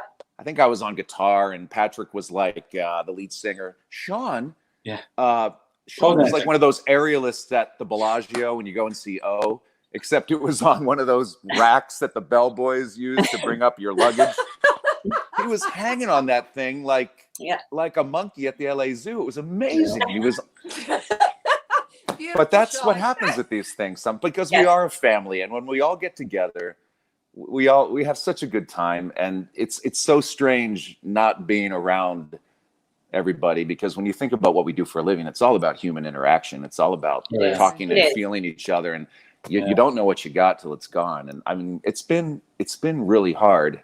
Yeah, it's really hard. I said on the first week during this global crisis, I was like, I miss human connection. Yeah, I love my family, having a great time with my family. Slip that in there. You don't count.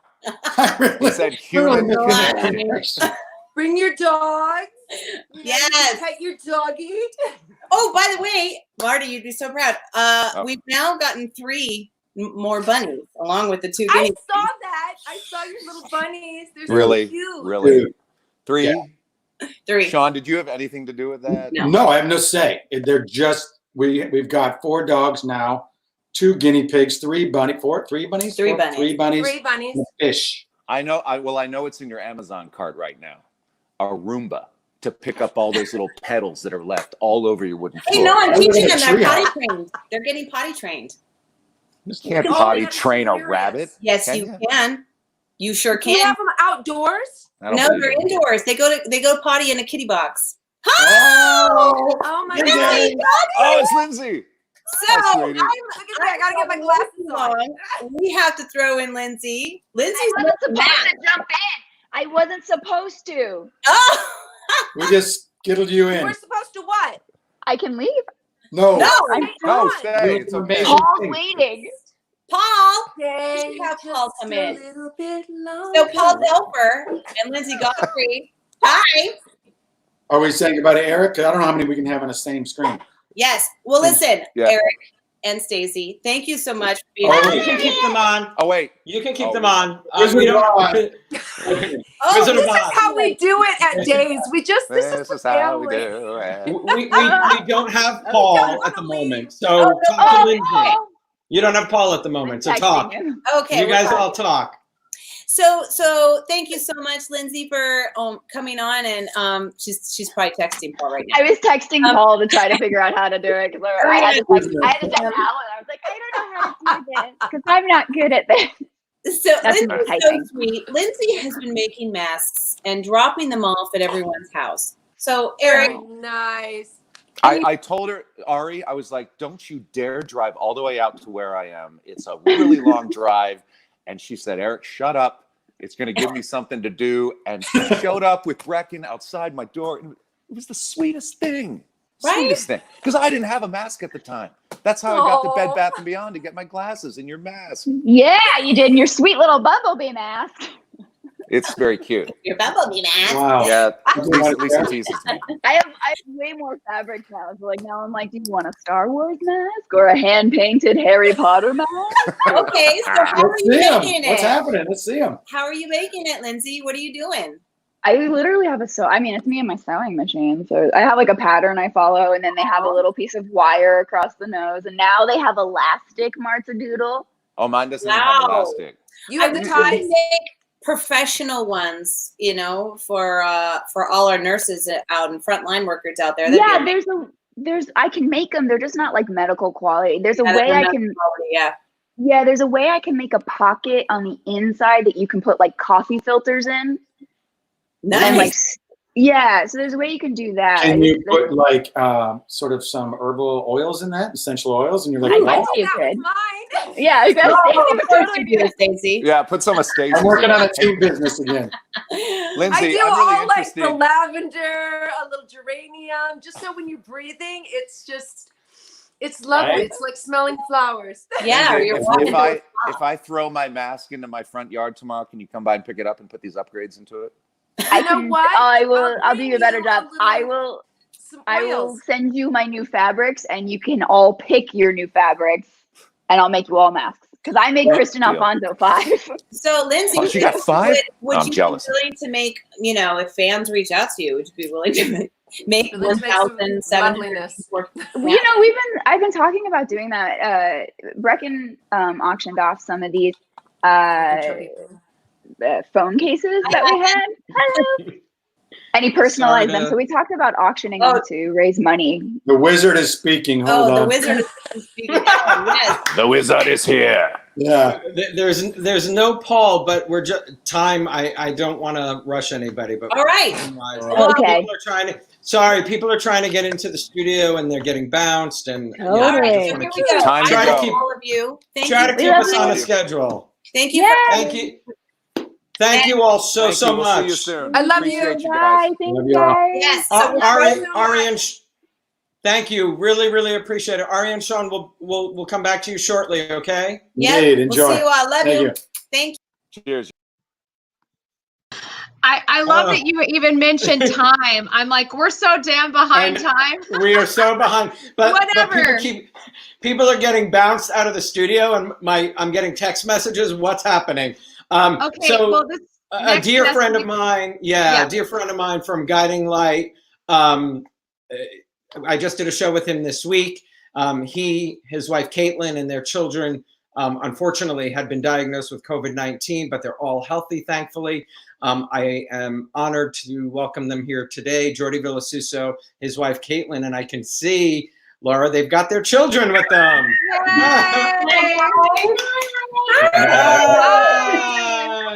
Oh, look at those happy, healthy faces. Right? Look at you. I've seen Alan twice this week. Lucky I know. I get to see Laura. Hi, Laura. Hi, how are you? I'm so good. It's great to see you. It's great. So introduce me to your beautiful daughters. This is Riley Grace. Hi. Hi, Riley. Dave. What do you say? Hi. Thank you Thanks for guys so joining much us. for joining us Yeah. tonight. Want to go play? For sure. You know, I want to say that before we got on, I read this. Wes pulled this article out for me from a Soaps magazine. Laura? That's really nice. Laura's I read personal it. I research. read your And story. Wes had texted me this week as well. I was so appreciative of that. It's so great hearing from him. I haven't seen him, and I know we've been trying to get together. So send him my love, please. Well, yes, he's in the other room. He'll be singing later. Oh my God. Reading your story, I'm first of all, I'm so happy that you guys are healthy and bouncing back. But I just have some questions. Would you say that this was different than any sickness you've ever experienced? 100%. 100%. Before we knew that it was COVID, I said to Jordy, I said, I know that we're scared of this, so it's just in our minds right now. Right. And this is not necessarily what it is. I said, but whatever it is, I've never felt this way Yeah. before in my life. Yeah. So I was wondering, like, you know, because this time of year people have a lot of allergies, and you know, anything could be going around. I was like, even I found myself at times going, oh my gosh, like I don't feel great, I'm tired, like there's something in my throat. The fatigue, you know, right. The fatigue is always there, I feel like, especially as a mama. But I felt like, yes, I will open those pistachios for you, Evie. I felt like we had just moved into a new place too, and I was having, I know they don't stop, I was having major allergies. Right. For the first time in my life. We live by Yeah. a bunch of horses now, which apparently I'm allergic to hay, and I didn't know it. So I was having major allergies. So I thought at first, like, okay, maybe this is that. And then I said to Jordy, I was like, maybe it's the flu, but I got the flu shot, and I haven't had the flu in years. Yeah. So we were doing that whole, hopefully this is not it, and maybe it's just an allergy, or maybe. But honestly, like when I woke up in the middle of the night with it, I knew. And it wasn't like a paranoia thing. It was like a whole body, this is not good. And Jordy's dad is a doctor, so we got on the phone with him, and he always tries to calm us down with everything. So he was like, you guys are fine, you're fine. And then once it was confirmed we had it, he was like, I knew you had it the whole time, I just didn't want you to freak out. Like, thank you. Of course. Caitlin, you had it worse. But, first of all, Caitlin, it's truly so nice to meet you. So nice to meet you. And Laura, so nice to meet you. I watched you on Guiding Light with Jordy. Like when I was younger and I watched him, I was watching you too. Oh my gosh, so funny. Nice to But meet you had it, you did have it worse, right? You had it in the family harder than anybody else? For sure. Jordy was about a day behind me with his symptoms. But you've had bronchitis, bronchial issues. I mean, like, this guy is like healthy. He's Yes, I know. I live with the same thing. Like, I'm dying, and he's like, you know, the freaking oak tree that never bends. That's what we have going on here. And I've had like weird stuff before, and I've had chronic bronchitis, so it made sense that I had it worse than anybody else. But Jordy, he was a day behind me, and I had told him the day before, I can't smell or taste anything. That was the weirdest symptom. That's so weird. I was gonna ask you. We can't taste food, and we are foodies. So when it's like we're cooking, and it's like, can you get it? Can you taste it? Just a little. Nothing. Really, and nothing. Putting our faces in nothing. Buckets of steam and just not getting anything. So weird. That's got to be the weirdest part of it for a lot of people. And I feel like that was like your main symptom. That was my That main was symptom. Jordy's only symptom, was that he could not. Which Jordy didn't have a fever? A little bit. I had a fever for like a day. Low grade for like a day. And I had How long were you without a taste or smell? Like a week. 2 weeks for me. Yeah. Yeah. Were you terrified did that it you- wasn't? I mean, because like, oh my gosh, like food is everything, right? Especially during quarantine, I feel like. Yeah. But now we're back at it. We made fried chicken this week. I'm getting some LLBs. What else? What are we doing for Mama's Day? Have we decided? I think we're gonna do halibut. Halibut. Yeah. Well, we were talking about it. So, But yeah, we're we're gonna gonna do fried chicken again, because I think we can do the fried chicken better. Yeah. But no, the smell and the taste. But when I was listening to Natalie talk in the beginning, Yes. it's a reminder that, man, like listening to her talk, we are so blessed that we can just joke about the smell and the taste. And, you know, I had a little bit of trouble breathing. That was scary, you know, for me, leaving her in the bedroom, walking away, and like just like all the possible scenarios taking place. Is she going to have to go to the hospital? Am I not going to be able to see her? And to tell you the truth, she was more on top of it before all of this. Like, she kicked my butt and told me, you better start paying attention to this. And when I did, and we got it, man, it's, you know, psychologically speaking, it's a toll. It's a toll. Everything health-wise, you know, I have to admit, I'm not about me. I was diagnosed with something last year, but it was Whoopi Goldberg on The View who had like double pneumonia. Yeah. And She thinks she had it. That's what she said. And I just listened to her say that when you think you have something wrong, call the doctor. Yeah. And I did, literally the day. And it's just, you know, you have to do it. And thankfully, you guys, you're lucky, you know, that you have family doctors, but, you know, that you listen, and that Caitlin was telling you to pay attention, because it is important to pay attention to what your body's telling you. And I think that was the best advice that I got from when I was having trouble breathing. I had called infectious disease at UCLA when we were first sick, and I couldn't get through. And I didn't know what to do. And then the day that like 5 days later, I started having trouble breathing, and I couldn't get a hold of anybody. And I'm talking to the kids in the kitchen, and all of a sudden I hear somebody in my pocket. I had pocket dialed infectious disease again. Yeah. And this girl on the other end of the phone, I was like, oh my God, I'm so sorry. She'd been like listening for like a minute and a half or something. And she said, no, talk to me. How are you feeling? Oh my gosh. It was crazy. That's amazing. I had like that guilt, so much guilt with having COVID when you're young, I think, because you don't want to be that young person who's taking a bed from somebody who needs it.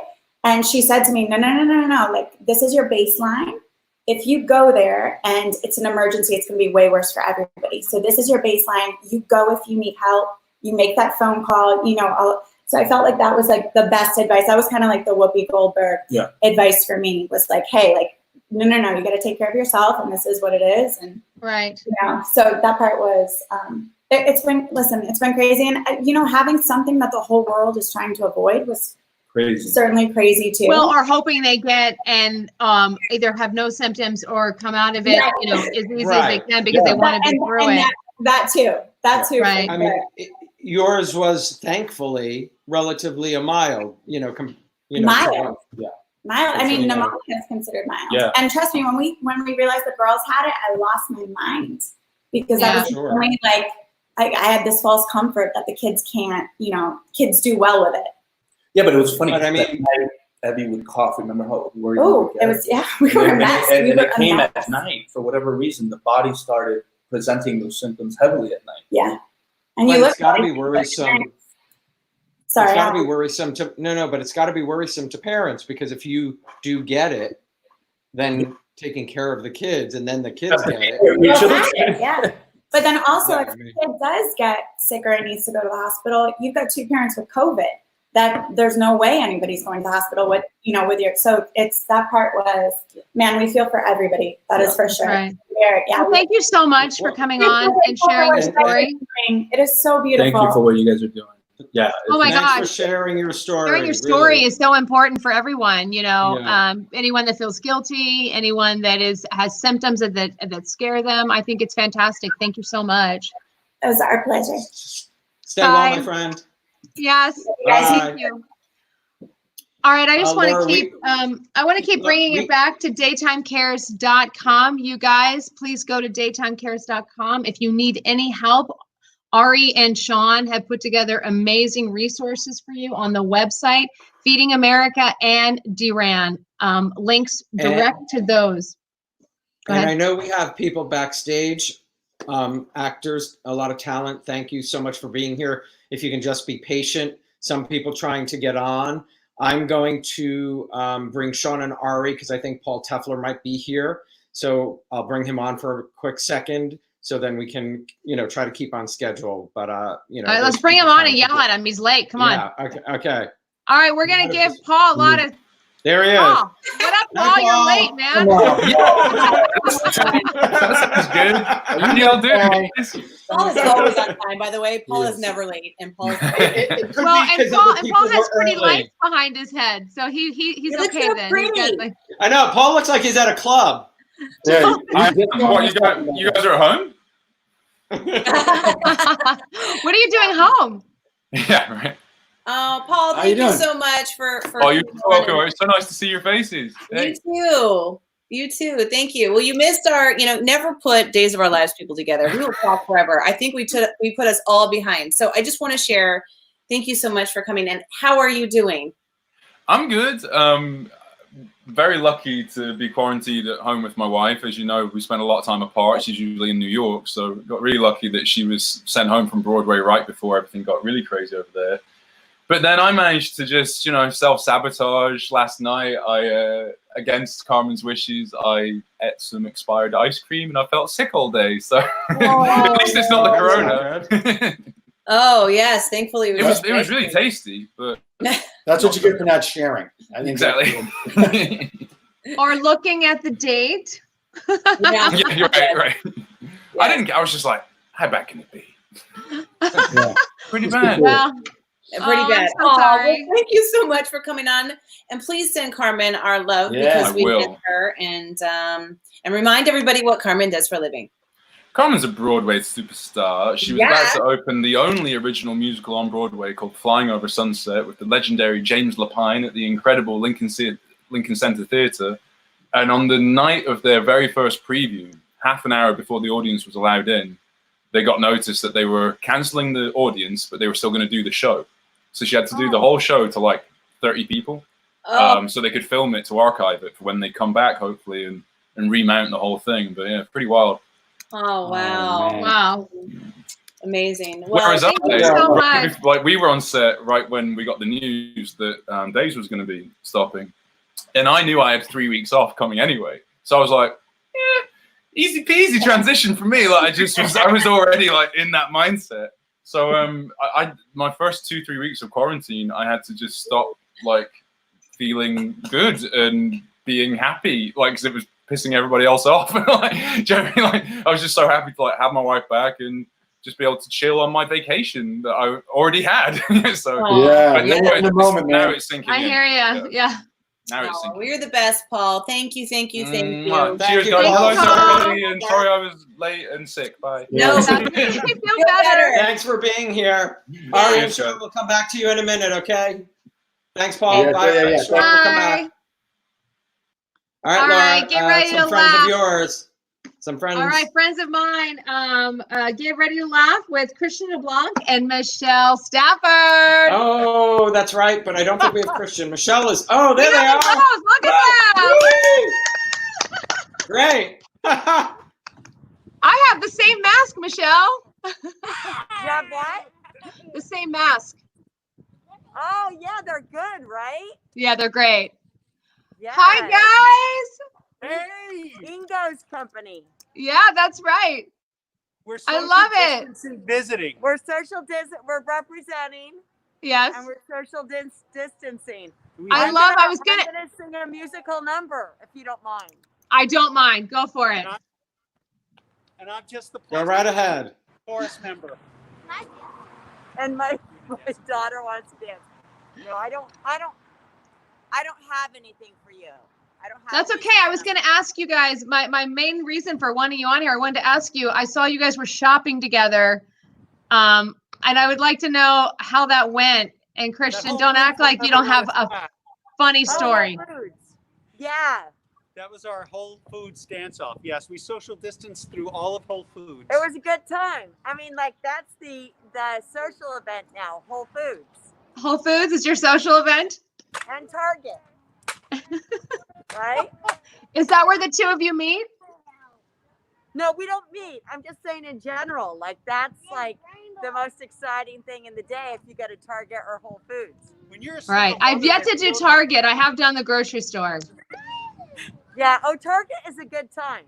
Okay. I work out in a dark alley down in Culver City. That's what I do. How's that going for you? You know what? You meet the strangest people, but I like it. 6 feet apart, everybody looks good. I'll take all comers at this point. That's right. Well, thank you both for doing this. We really appreciate both of you doing this. Listen, we wanted to thank you guys for taking the lead It's in it. really great that you guys got this together. And Ari and Shawn, and it's a great cause. It's just, it's one of those things that kind of being able to do something like this, or even being invited to wear your mask, to be a part of it, really helps that you have some kind of, you can do something. You can laugh with 2 other people, if nobody else, or see small children. Mask. That's right. No, I mean. Well, I can't wait to give you a big hug soon. Oh, that's what I miss. I'm a hugger. I was talking to, who was I talking? Tyler on our show. It's like, it will be so on. You'll just have to have a safety word, I figure, and then you can just yell it if you want. I don't know if it'll work. Right. It's just, I may or may not pay attention. It may not be actionable. I play a lawyer on television. I'll handle everything. But again, thank you guys so much. Thank you. Yes. Thank you, guys. Stay healthy. Thank you guys for joining. Bye. See you soon. Oh, yeah. Here's your hug. Here's the virtual hug. Hug. Yeah, give virtual. Love it. I got you. We got you. Bye, Thank you so guys. much. Bye. Bye. All right, we're going That to was keep great. pointing Okay, the good. attention to daytimecares.com, Feeding America, and DRAN. And that's the real reason we're here tonight, you guys, is resources and any little bit of anything, whether it be you just sharing the link of daytimecares.com. There's nothing that you can do that isn't important. So, or if you need anything, please click on the link, daytimecares.com. Our next two guests are also really good friends of mine. They're here. They're here, and they're ready to go. Ian Buchanan and Finola Hughes. Hi. Finola! Oh, Laura. Hi. I want to give you a hug. Hi. Ian. Hey, Ian. Finola, that's what you look like. Wow. Look at the color in your apartment. Don't pretend. We Zoomed just the other day, so. Yeah, but you did not have hair. Oh, I didn't have makeup on. No, okay. Okay. How are you guys? I'm always forgiven. Hi, guys. How are you? What a great thing. Thank you so much for doing this. Thank you so Oh my gosh, I'm so glad you're here. I just want to like Thank jump you up for the being bed. here. You know, just everybody out there, just, you know, it's such a privilege to come and just like say hi and wish And you also, all. the green room has just been superb. I've loved it. It's been Yeah, a lot of great. it's great. I Oh, like good. the food. Sorry to keep you waiting. Well, there's been a great bunch of people hanging out there. It's been- Lovely, yeah. And great. bagels and cream cheese. Yeah, was I really- love the in the room. No, but Laura ordered a good spread. yeah, Yeah, virtual. it's very appropriate. Virtual, like excellent. And Right? hopefully No we- calories. No calories. No No calories to that no green guilt, room no nothing. food.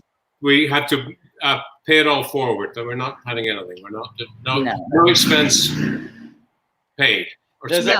a lot of love coming from fans. Anna and Duke, they're in love. Oh, Good Are to there see any you questions again. coming up for Anna and Duke? I'm sure There's Finola so and much Ian love have for done everybody and everybody.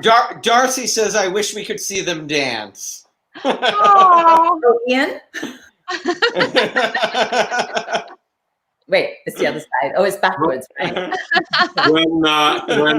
when we were first when the tango was first imposed on us, which was kind of like came as a complete shock and horror. Well, it was in the 1920s, wasn't it, Ian? Yes.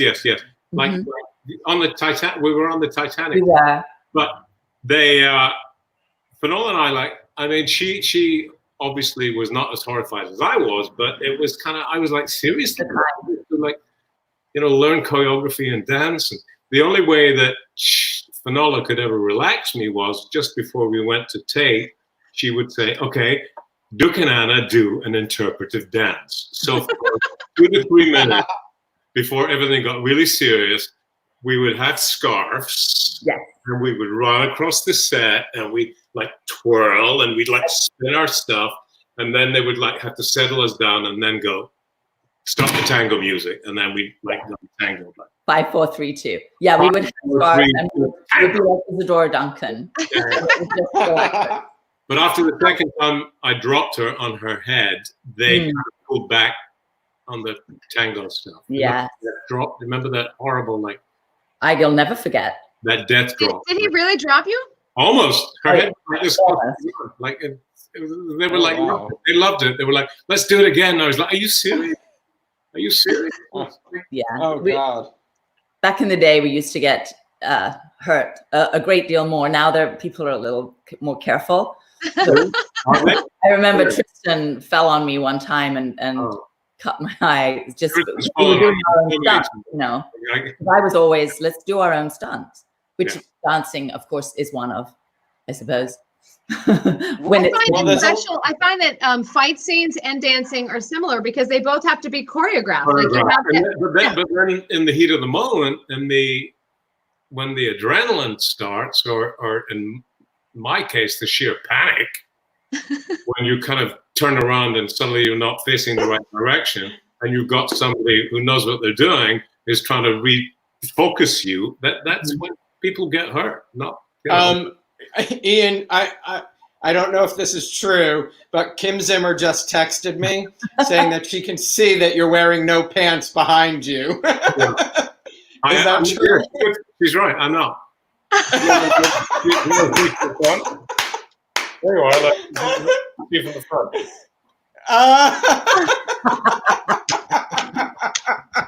But you know what, Kim? Thank you, Kim, because that was great. You can ask Kim Zimmer how many years she's been looking at my ass. You can ask her. You can ask her. Well, if Kim came on, she'd have a She heard you. She heard you. Oh my God, that's fantastic. The fans are all asking, do you guys have a favorite storyline? That we were in? Together? Together or separate? Well, I liked when we were in the snow. I didn't like it. Oh, okay. Well, you wore a headband. I thought the headband you wore was very fetching. Remember, you had like a headband to keep your ears warm. No. He's not buying it, Finola. He's like not there. I grew up in the snow. I don't like this. I don't like any of this. Let me just see what the is doing. You live close to me, Ian. You and I here, we're pretty close. I know. We could almost. We have to meet for coffee. We can social distance and coffee. We can do that. Okay. Put We'd pants love that. on though. Pants What? though. Pants are required. Oh yeah, you have to wear pants, Ian. It's kind of weird. Pants and a mask. Pants don't fit. It's funny because I was saying to Finola the other day, like somebody said to me, like, "Are you going to get tested for the antibody?" And I said, "The antibody? I have my auntie's body. I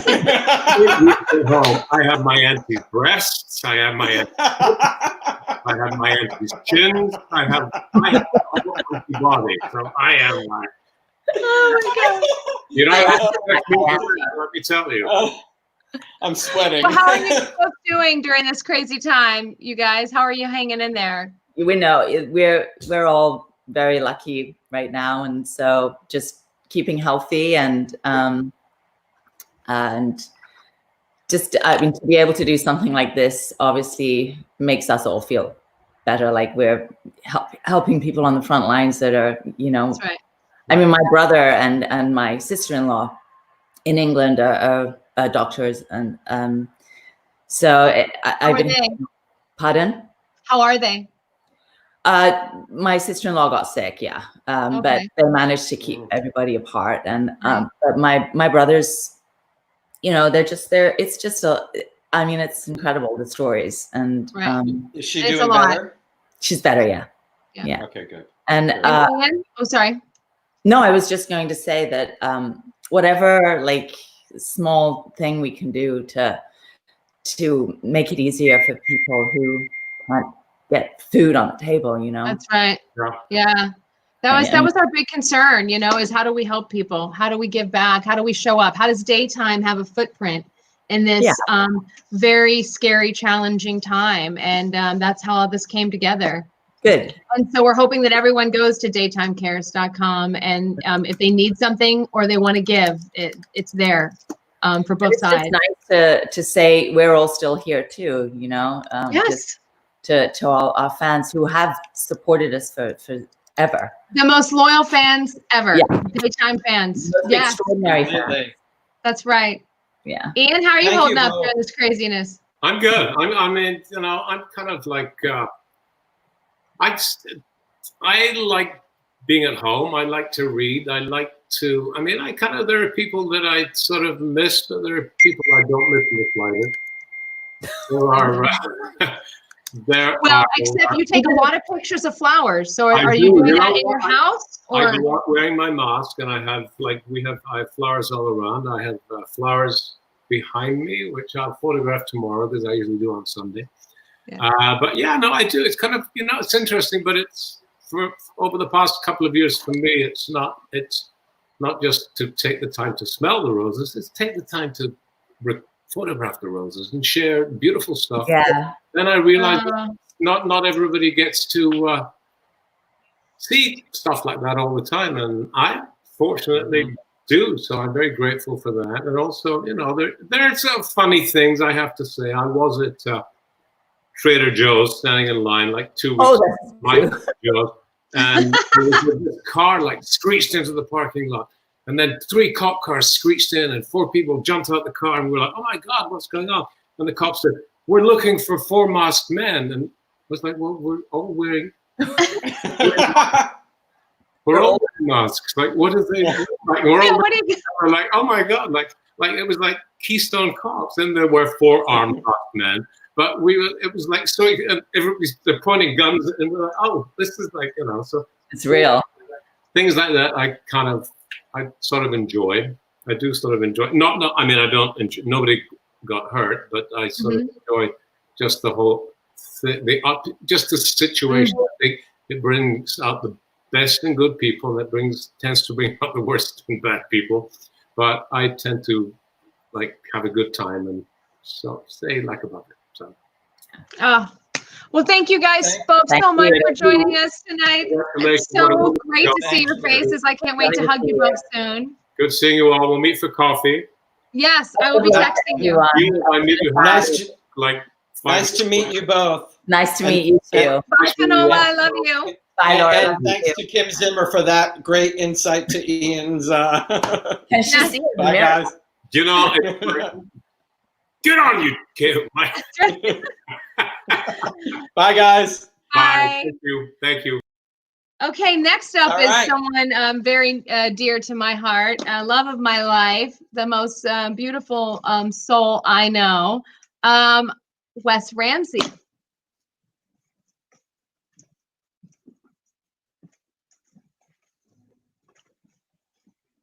Hey guys. Take it away. Take it away, my friend. All right. Take it away, my friend. Well, this is just a big shout out to all the daytime fans out there from all the shows, past and present. We love you guys. You guys are so loyal. And thank you for being here with us today as we try to hug you guys virtually the best we can. This is a song that's always meant a lot to me, and I know it's meant a lot to this country.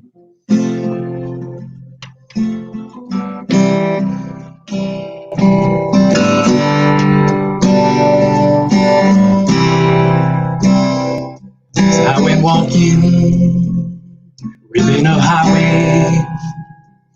I saw above me, endless skyway.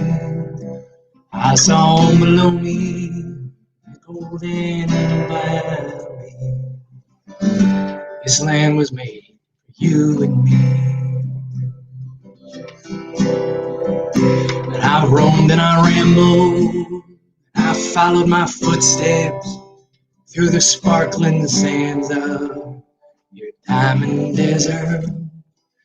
All around me, a voice was sounding, singing, this land was made for you and me. This land is your land, this land is my land. From California to the New York Island, from the redwood forest to the Gulf Stream waters, this land was made for you and me.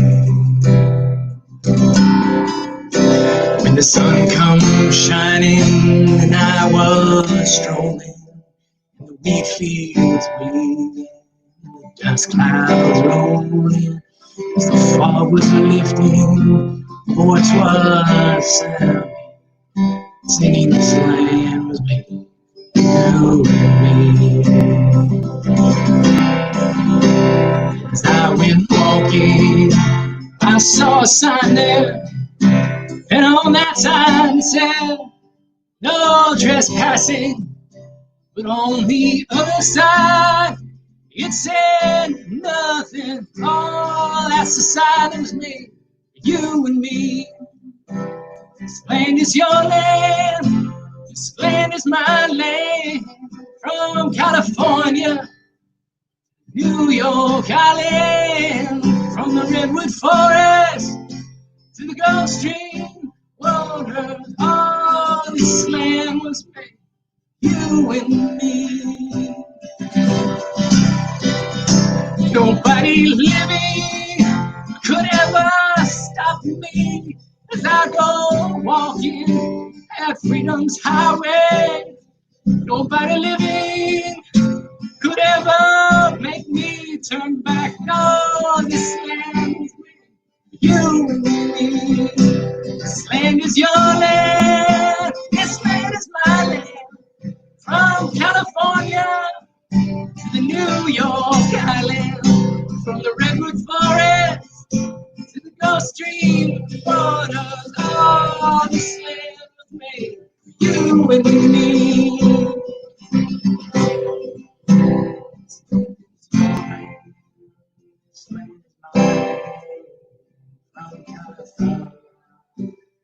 New York Island, redwood forest, Gulf Stream water. This land was made for you and me.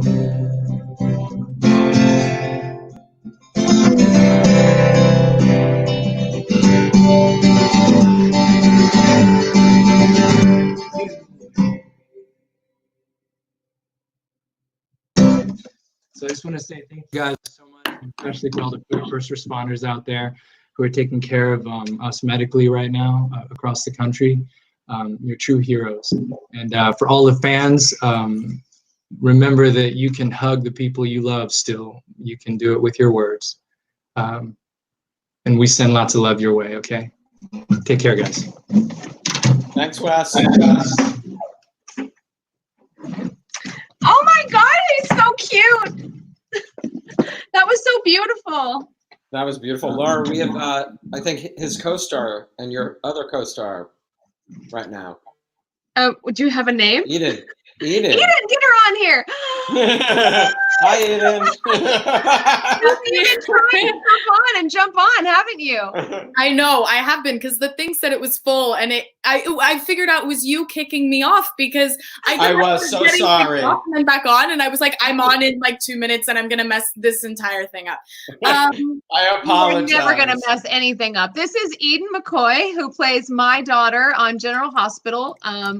Happy early Mother's Day, Mom. Oh, I give you a hug. It's been so long. How are you? I think this is the longest. Is this the longest we've gone in like a couple years not seeing each other? I think it is. I think it is. How are you doing? How is your mom? My mom's good. She's downstairs. I'm sure she's spying and watching this right now to make sure I don't say anything bad. But where's the monster? The monster's downstairs with her attached at her hip. And if you guys that are watching this don't know the monster, that's my dog, who Laura makes fun of all the time, but still, it's a lovely relationship. It's a personal joke. I send you texts privately. Every time she posts a picture of her and the dog, I'm like, oh, be careful. Totally. Totally. I was watching this earlier, and I've been watching the whole time pretty much. And I loved JPS's like little spoof based on Between Two Ferns. I've seen Between Two Ferns. I mean, I must have seen every Between Two Ferns there is. I'm obsessed. And the second I started watching it, I was like, he's doing Between Two Ferns, and I totally fangirled. But what else do you expect from him? I don't know. Absolutely. Well, Wes was on the couch watching when he was doing it, and Wes is over here dying, laughing, cracking up. I'm like, oh my God, James is so funny. I know. Thank you so much for jumping on and trying to get on. I miss your face. What else do I have to do? I'm totally fine with that. I'm so happy to like be here and like talk and like see you and see everybody, and it's crazy. Well, I hope you continue watching. So much. Thank you. No, I will continue watching. What did you think about the episode that I played you in? Oh my gosh, I loved it. Oh my gosh, Eden played a young version of Carly that aired quite a few weeks ago now, and I loved it. I loved every second of it, and I couldn't run up and hug you afterwards. I could just text. I'm going to search for that on YouTube. It was fantastic. And James Patrick Stewart played Carly's adopted stepfather, and Cynthia Watros played Carly's adopted mom, and Eden played the dog. Cynthia was hilarious as the dowdy. Oh, that's great. We had so much fun. I loved watching you guys. Because I never get to work with them. So it was so fun to be able to like go there with them, and like it was such a fun episode to like even do, but I was so nervous for you to see it. I was like, oh my God, like I know she's gonna be sweet either way, but I hope she actually genuinely I loved every second of it. I thought it was so fun for you to play a different character and with people you don't work with every day. I thought how fun for you as an actor. Totally. Yes. Totally. It was, I mean, if I was gonna play any other character, I mean, it was so like nice of them to like present me with that opportunity and not to like cast someone else, because I know that people say it every day, and I'm like watching like the comments flowing right now of like how similar we are, and it's like I know.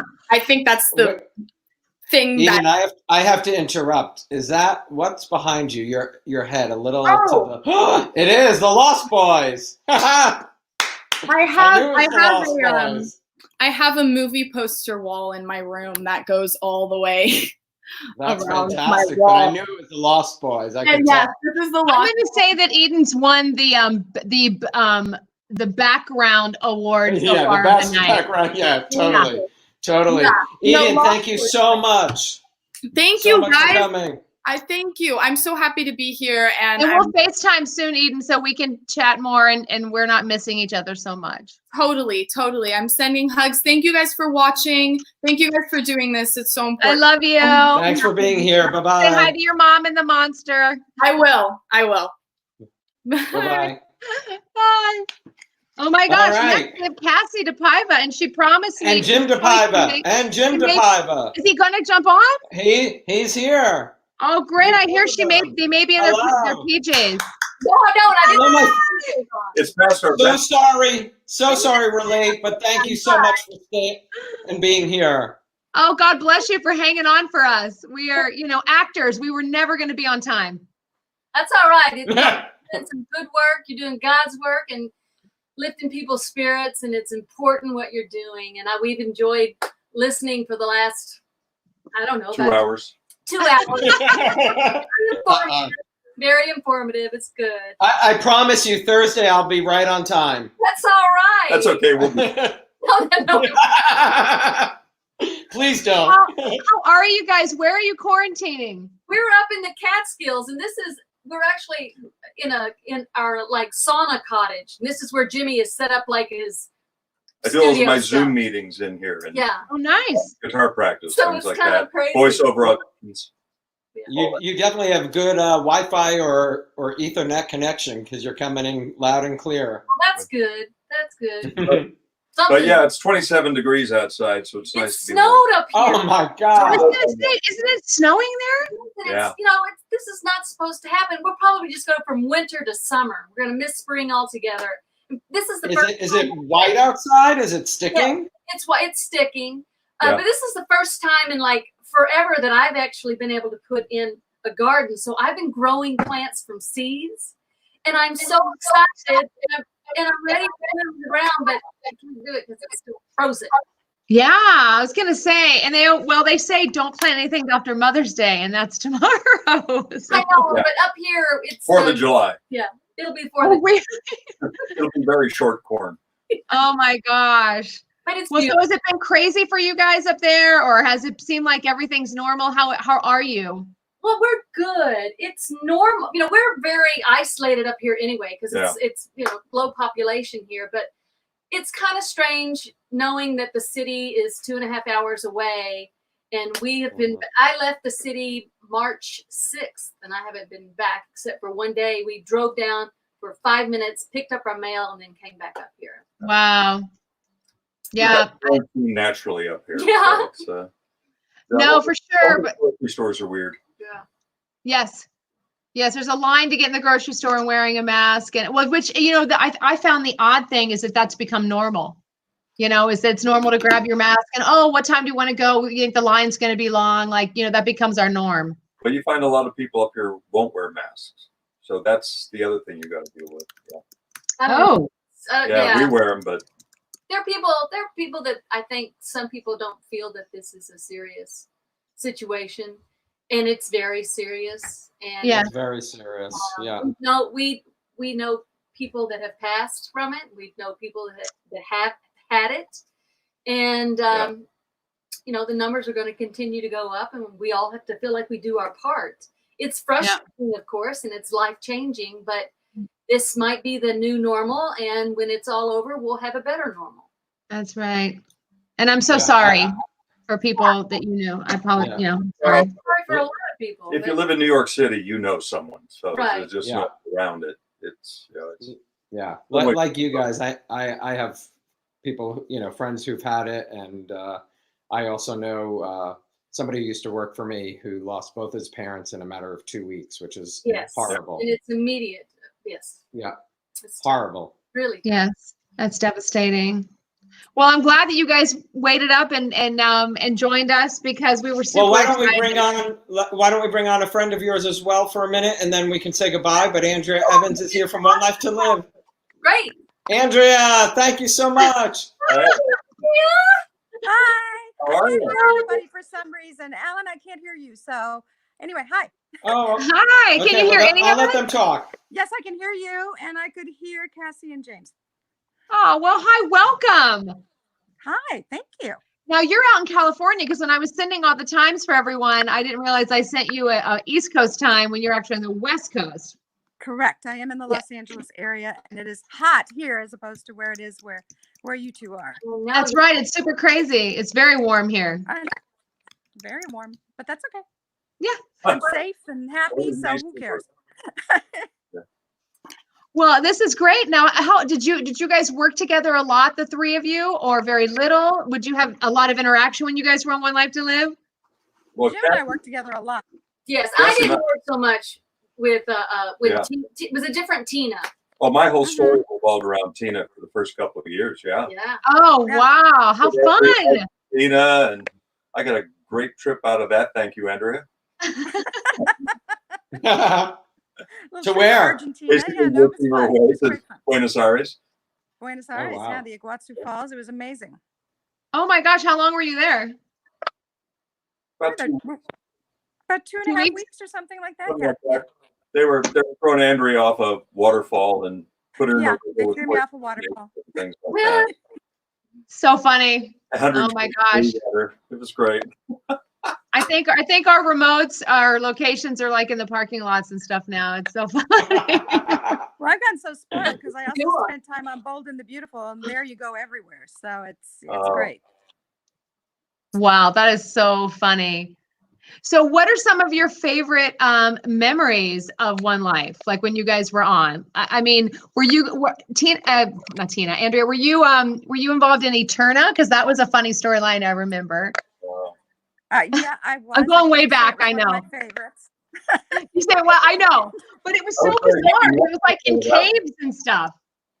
It was so bizarre, but what I remember most about it is the uniforms they had us in were the scratchiest, itchiest, smelliest things I have ever worn.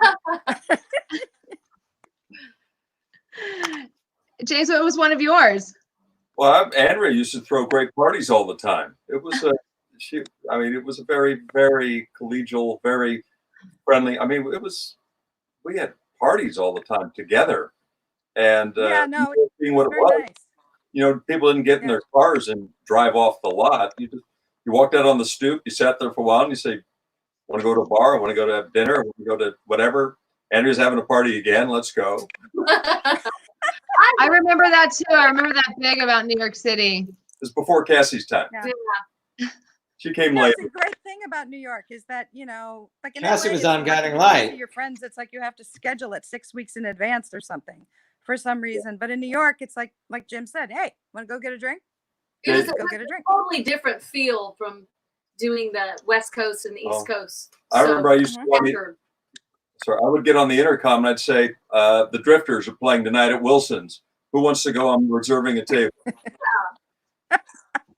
That's right. Yeah, very true. We spent a lot No, of that's so funny. I remember when I lived in New York, it was like you would walk out of Guiding Light and there was this cafe pub right across the street, and you would always see someone sitting at the table in the window, and you're like, all right, that's where I'm going after work. And everyone, wardrobe, hair, makeup, production, it was one big family. Yeah. Oh, big hugs to New York City. Yeah. All right. Thank you all so much. This is amazing. Mwah, mwah. Thank you, Jim. Thank you, Cassie. I'll see you guys on Thursday. All righty. And I think I'll see you soon. We're doing a One Life to Live reunion in the locker room on Thursday, and we'll have Andrea soon as well. But thanks, Cassie and Jim. All righty. Bye, guys. See you soon. Bye. Awesome. Oh my God, seeing their awesome. faces takes me way back. So next, we're bringing It Ari and does. Shawn back. Ari and Shawn, hey. Hi. I'm All right, you Are you guys. hanging in back there? Are you hanging in? Well, we're helping people get on, and because we have so many people. Yeah. I know We are people are so being. behind. The actor list is way backed up. But We are behind. yes. We are behind, but you know We what? are behind. Pick it up. Patience, We're gonna patience, pick it up. people. Yes. And please, people watching, don't forget the first responders. Donate That's to Duran. They could use some love. Feeding Yeah. America. But I know Duran. Really first. One of my first cousins, Jackie, is a nurse at a hospital in upstate New York. They can really use some love. So yeah. Yes. Yes. We We Please. got some Everything great donations helps. coming Keep in. the love going. Yeah. I'm gonna sign off. Laura's gonna sign off for a minute, Yes. and we'll let you take We'll see it you guys away. soon. Valerie's here. Valerie's here, and I'll let you. My TV mama, right? Coming up soon. I hope. Hi, There she is. Here we go. Drum roll. I love you on almost Mother's Day. Thank you so much. So hard not to kiss and hug you guys. I know. Here it comes. Coming in. For all of you that know that Valerie is like the biggest hugger on the planet, so virtual hug. Covid's hard on that too. But I just Yes. wanted, guys, you may not know this, but if you were watching back when I was on as Nicole's mom, Ari was always hugging me and apologizing between every take. I would always be saying mean things to my character. I'm so sorry. It's true. I laugh a lot in between those crying scenes when Fanula and Ian were talking about dancing before their scenes. It reminded me of you and I being comedic, before these huge dramatic fight or crying scenes. By the way, you may know this, but Jim Reynolds is trying to log on. Did he text me? Yes, we have to say, Jim, be patient. We're late. There are some people who have go on Safari. He has slow internet, so he hasn't even been logged on. It's not that he's getting kicked off the.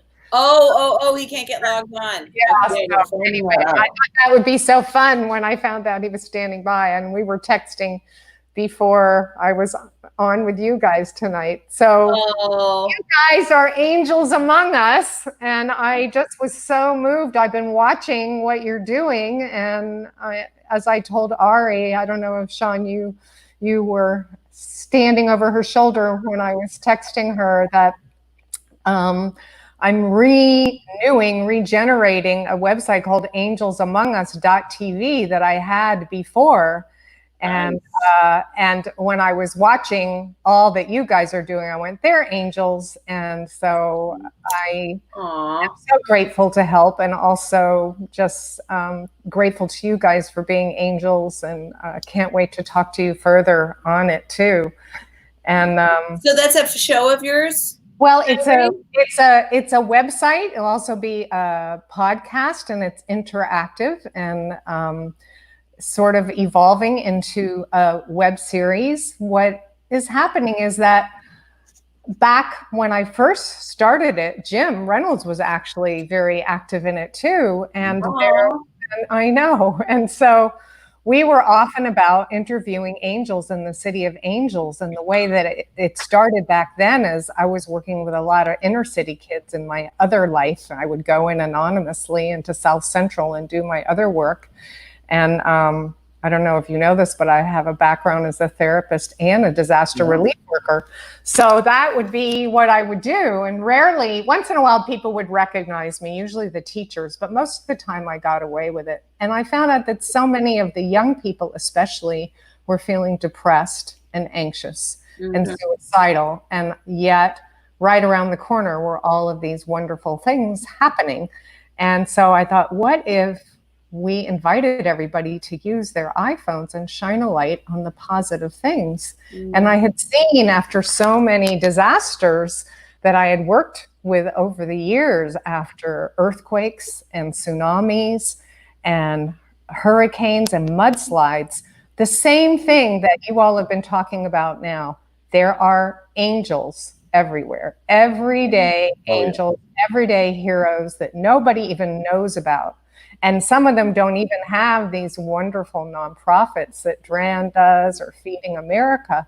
They're just moment to moment doing these incredibly kind things. And we'll have to, yes, indeed. We'll have to connect you with Natalie. And yes, I for sure.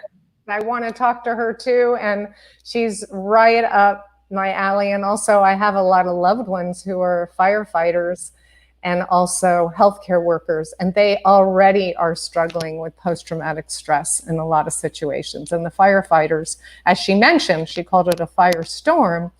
They were already traumatized from the last set of fires. Yeah. And so as I was debating whether or not to bring angels alive again, because I kept seeing them showing up everywhere, and I knew something big was coming because of my past experience.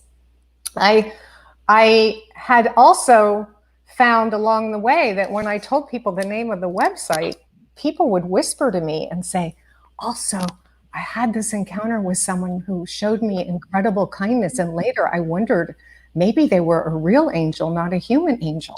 Mm-hmm. So I decided I'm going to open it up to those stories. I was embarrassed before, but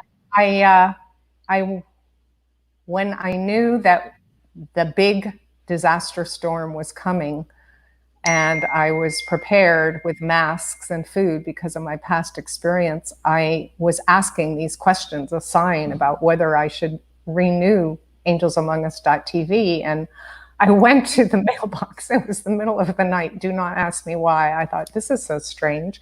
And I have my mask on because I knew to do that, and my glasses and my hat and my gloves.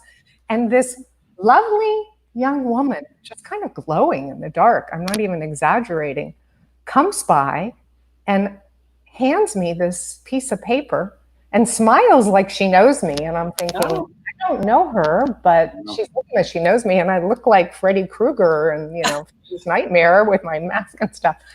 And I was kind of stunned because she smiled and wandered off. And then I looked down at the paper, and I actually brought it for you guys to see. And it was this beautiful watercolor. And I know you can see it. And it says, and I was thinking as I looked around, everything was so quiet, and it was the calm before the storm, literally. And I looked down, and on this beautiful watercolor of this horse and this wolf or dog and a person riding it through the storm in a rainbow, underneath it says, what's the best thing you've learned about storms? And the answer is that they end, said the horse. And I looked off, and she was giving out these flyers in the middle of the night everywhere. And I started calling out to her, because I thought, I want to interview her for Angels Among Us. Yeah. She didn't even answer me. Disappeared. Valerie, thank incredible peace came over me, and I started thinking about all the acts of kindness that these disasters have brought out, that are coming. And so that is why it's there again. So anybody who wants to share a story, and a lot of people may want to share it anonymously, is welcome to share it there. And I do want to say, do not be embarrassed if you're giving $1 to DRAN. Even every little bit helps. Or if you can volunteer with Feeding America, that's great. If you can't, please do not feel bad. Because what I learned, and I see everywhere, and anybody that's watching this is an angel, or they wouldn't be watching this, other than, of course, you like daytime TV, is that what really matters are the moments between people. It can be, how are you? Or a smile, or are you okay? In those moments of humanity that no one ever sees, that will not be on TV, those are the moments when all is said and done will really matter. And there really are angels everywhere. So get out your phones, tell a story, whatever you want, and even if you don't want to do that, just remember, even saying hello, checking in, a text, how are you? Someone you haven't talked to in years. I'm so sorry we lost touch. Maybe give up the grudge, you know. Yeah, that's it. There's simple Valerie. gestures, right? Yeah. It doesn't always have to be a grand gesture. Angels are right here. The energy's right here. Yes. You said it perfectly. Thank you so much, Valerie. Thank you. I'm so happy you're here. We'll keep in touch for sure, and we'll talk more. So thank you. Because squeezing me in. She squeezed me in at the last minute. Yes, I did. And give Jim my love. I'm sorry, we're two ships passing in the night. Mwah. Hopefully he'll make it on. Okay, thank you.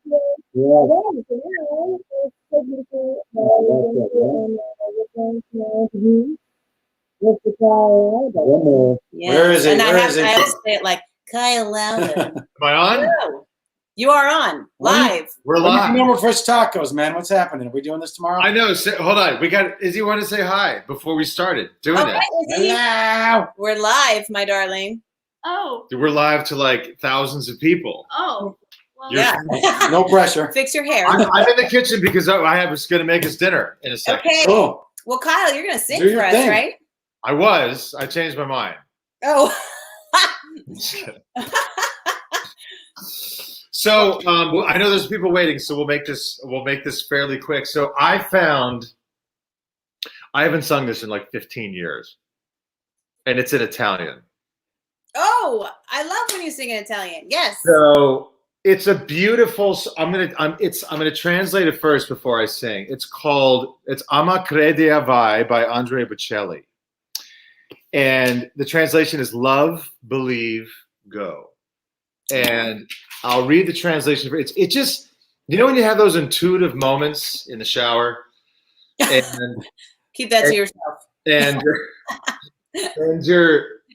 I'm like, what am I sing? And I haven't heard this song. It's like 15 years. Haven't sung in 15 years. But I was like, this is very relevant. I'm not going to sing the whole thing because it modulates at the end. It gets really high and no. Okay, so. Hurry and haste, go. There are those who believe in you. Do not surrender. The overhead sun already calls you, and something in you already trembles. Put wings on the child that is in you, and he will fly. I love to believe and know that in order to shine, you will need to win. Love, believe, and go, and all in that moment, give. Amen. Right? Amen, yes, brother. that is perfect for this. Yes. Thank you. So, without further ado, yes. We didn't do a sound check or anything, so I don't know. Everybody Don't sounds worry good, about man. it. You got great pipes, man. No, but I'm turning like the volume. I might have to adjust the volume as we do this along. You know what I mean? Okay. Start this. Hold on, let me turn it up. This is live television, folks. Is that all right?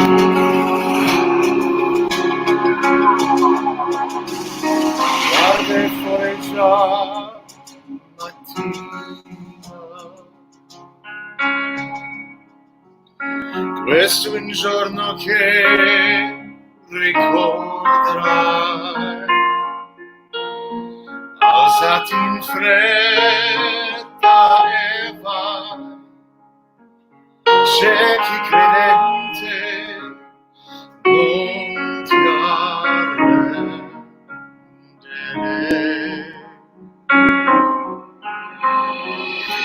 Il sole già ti chiama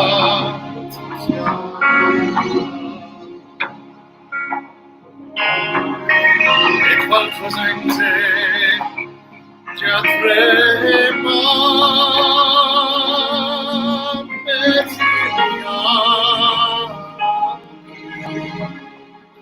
al bambino che sente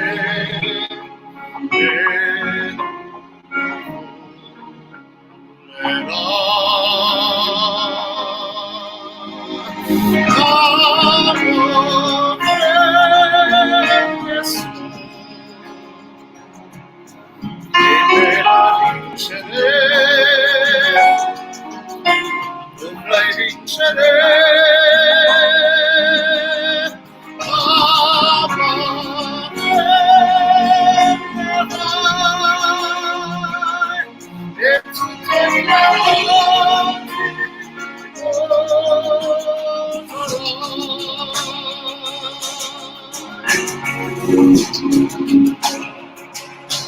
We're gonna stop there because it just keeps going up.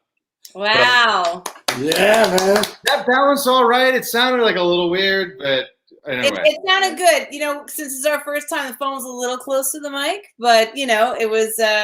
You sound Amazing. incredible. It's okay. It's our first time. Just pulled that thing out of your head after 15 years. That's all. Please, you sounded awesome. Yeah. All right. Well, thank you. Thank you so much. Thank you, Kyle. Yes. Thank you, and thank you for being a part of Daytime Cares. Oh and, God, look, you know, this is totally my pleasure. What you guys are doing is so unbelievably amazing and beautiful. Thank you, really, for all of you, and for doing this. And yeah, it's a pleasure to be a part of this. Thank you. So I'm gonna go feed our kid. And, I'll see you tomorrow. We'll see you tomorrow. See you tomorrow. Fish tacos. Bye, guys. Yeah. Margaritas, of course. That was amazing. And if you haven't already, or if you get a chance to, I really hope that you are able to go to daytimecares.com and click on one of our featured nonprofits tonight to donate to, if you can, or find out more information, which is for DRAN, Disaster Responders Assets Network, or feedingamerica.com. And we are going to bring this right on back to Alan and Laura. Hey there. Hello. Oh my God, That that was was great. like so beautiful. Italian. Yeah, bring it all. I loved it. He needs I loved to it. do that No, more. I think he's done that before. Yeah, once or twice. Yeah, after 50. Just look at it. Let me just throw this Italian out. It's amazing. Oh my gosh, that was beautiful. Thank you so much. And we just want to keep going back to daytimecares.com. For sure. Oh, I turned the light to make it moody for Wes when he sang. I need to give my light back. Oh, yeah, nice. We'll bring All you right, we guys have back such in a a little long list while. of actors fighting and scratching and clawing Scratching to get in the because you know green it's room. daytime television actors. Well, we got great Well, news. A lot of the numbers, the donations coming in. So much gratitude. So grateful. I'll share with you later. Thank you. Thanks everybody for doing that. We really appreciate it. We'll see you in In a a little little bit. while, Ari and Shawn. All right, this All right, woman you're- I've known for 15 years. She's funny. She's smart. She's strong. She's got her amazing opinions, and she makes me laugh all the time. Nancy Lee Grahn is in the house. Oh, sorry. Okay, that is not Nancy. That is her dog. I was like, what's my God. happening? Nancy, you have been waiting and trying to get in. No, You I made cook? cooking. What is that? What the hell is that? I made I pasta want sauce. some. Yeah. Nancy, you always complain about your cooking. Oh my God, Laura, I want some. Nancy, you always say you can't cook, that you mess it up. I'm calling bullshit. Edible, Laura. I can make things look pretty, but You know what, Nancy? The second the quarantine's over, I'm coming over and I'm gonna have a cocktail and you're gonna cook me dinner. you're welcome. Nancy, we've never met, but that looked You're welcome to come over anytime with a mask and pepper spray And toilet paper. and toilet paper. Yeah, I gave you toilet. Did you use the toilet paper? You gave me 2 We've rolls. never met, Thank you. but that looked delicious. So you got 2 rolls. I That's got very 2 rolls. valuable. How are speaking you, of which, Nancy? oh, I'm good. I'm a little bit sauced because we're behind. I tried to stay sober till my time, but you're running behind, which I completely understand because this is really hard and you guys are doing a great job. But bringing up the toilet paper, I really don't understand the toilet paper shortage. I don't get it. This has nothing to do. Are people, there's no way to say this delicately, shitting more than normal? I don't understand. Well, and you know what? They are in their own homes. Of course they are. Because they're Why? not doing it anywhere else. Because they're not going to how many work. people They're not go going out here. to- They're not. Don't And they you- can't I use mean- anyone else's toilet paper. They're only going to use their own, right? Well, I know, but still, there should be enough toilet paper for everyone. This isn't the issue. I really don't get it. But anyway. Well, also, Well, you were very I have to say, every time we go to the store, I'm like, grab a roll, grab a packet, because you just. Well, we all do, and maybe that's it. We There's do the something same. psychological. Yeah, Right. but now honestly, with chicken, I'm like, get more chicken, get more. And Wes is like, we have Right, more because chicken. they talk about a meat shortage, you know. well, I get that because there's issues with that. I get I get the hand sanitizer. I get these things, Lysol, all those things. Toilet paper, I don't get. Yeah, But I felt anyway. the same way. I don't understand a lot of things, but that's on the list. But we thank you. Thank you for being patient and sticking Yes, with we us. have a list of actors that are waiting. I cooked dinner. I just was concerned that I would be too sauced by the time you got to me, but cheers. We weren't concerned about that at all. No, I know you were probably welcoming that. Look, I said, well, I love I did. Bring it on. Well, we have Will DeFry very much keeping everyone in our group chat. You know, Will, he is making sure everyone knows what time it is, how far we're behind. He's being very helpful, I gotta say. We love Will. You gotta love Will. Hey, we don't have a stage manager. He's helping out. That's right. Listen, whatever. These things are really hard to orchestrate. So, and by the way, thank you for coming to the Wheels on my little drive-by birthday party, because we've made Mealsonwheels.com. Loved it. Almost $30,000 we raised. Oh my God, that's amazing. That's incredible. Your time was valued and not wasted. So thank you. Well, and we That's were more amazing. than happy to jump in the car and hop over to your place. And I just have to say that, you know, anything that we can do with, you know, tonight with daytimecares.com, with your birthday, Meals on Wheels, it's all giving to people that need. And we're asking a lot of everyone, and, you know, people are giving and everyone's doing their best. Listen, I've even had reach my limit too, because I've been really good about staying in the house and not, you know, I order in, I do Instacart, I don't go to the stores. I've been doing that. But today I literally went to my friend's house, Pam Fryman, you know Pam. Yes. And I just parked in front of her house. She gave me this, which is the greatest thing ever, right? What? This is the way to go, right? Because I can. Oh my gosh! All right, that's protection. You, right? So, you know, order those on Amazon. I can't wait to go back to work and have you walk in the door with that. I'm gonna love every second. I will. I know you will. That's why I said about this for sure, because I think it's so important. Nancy, you're getting a lot of love from the fans, by the way. Will just said. Will just said we have to get those. Will says we have to get one of those now. I will buy Will one. I will order one for Will on Amazon.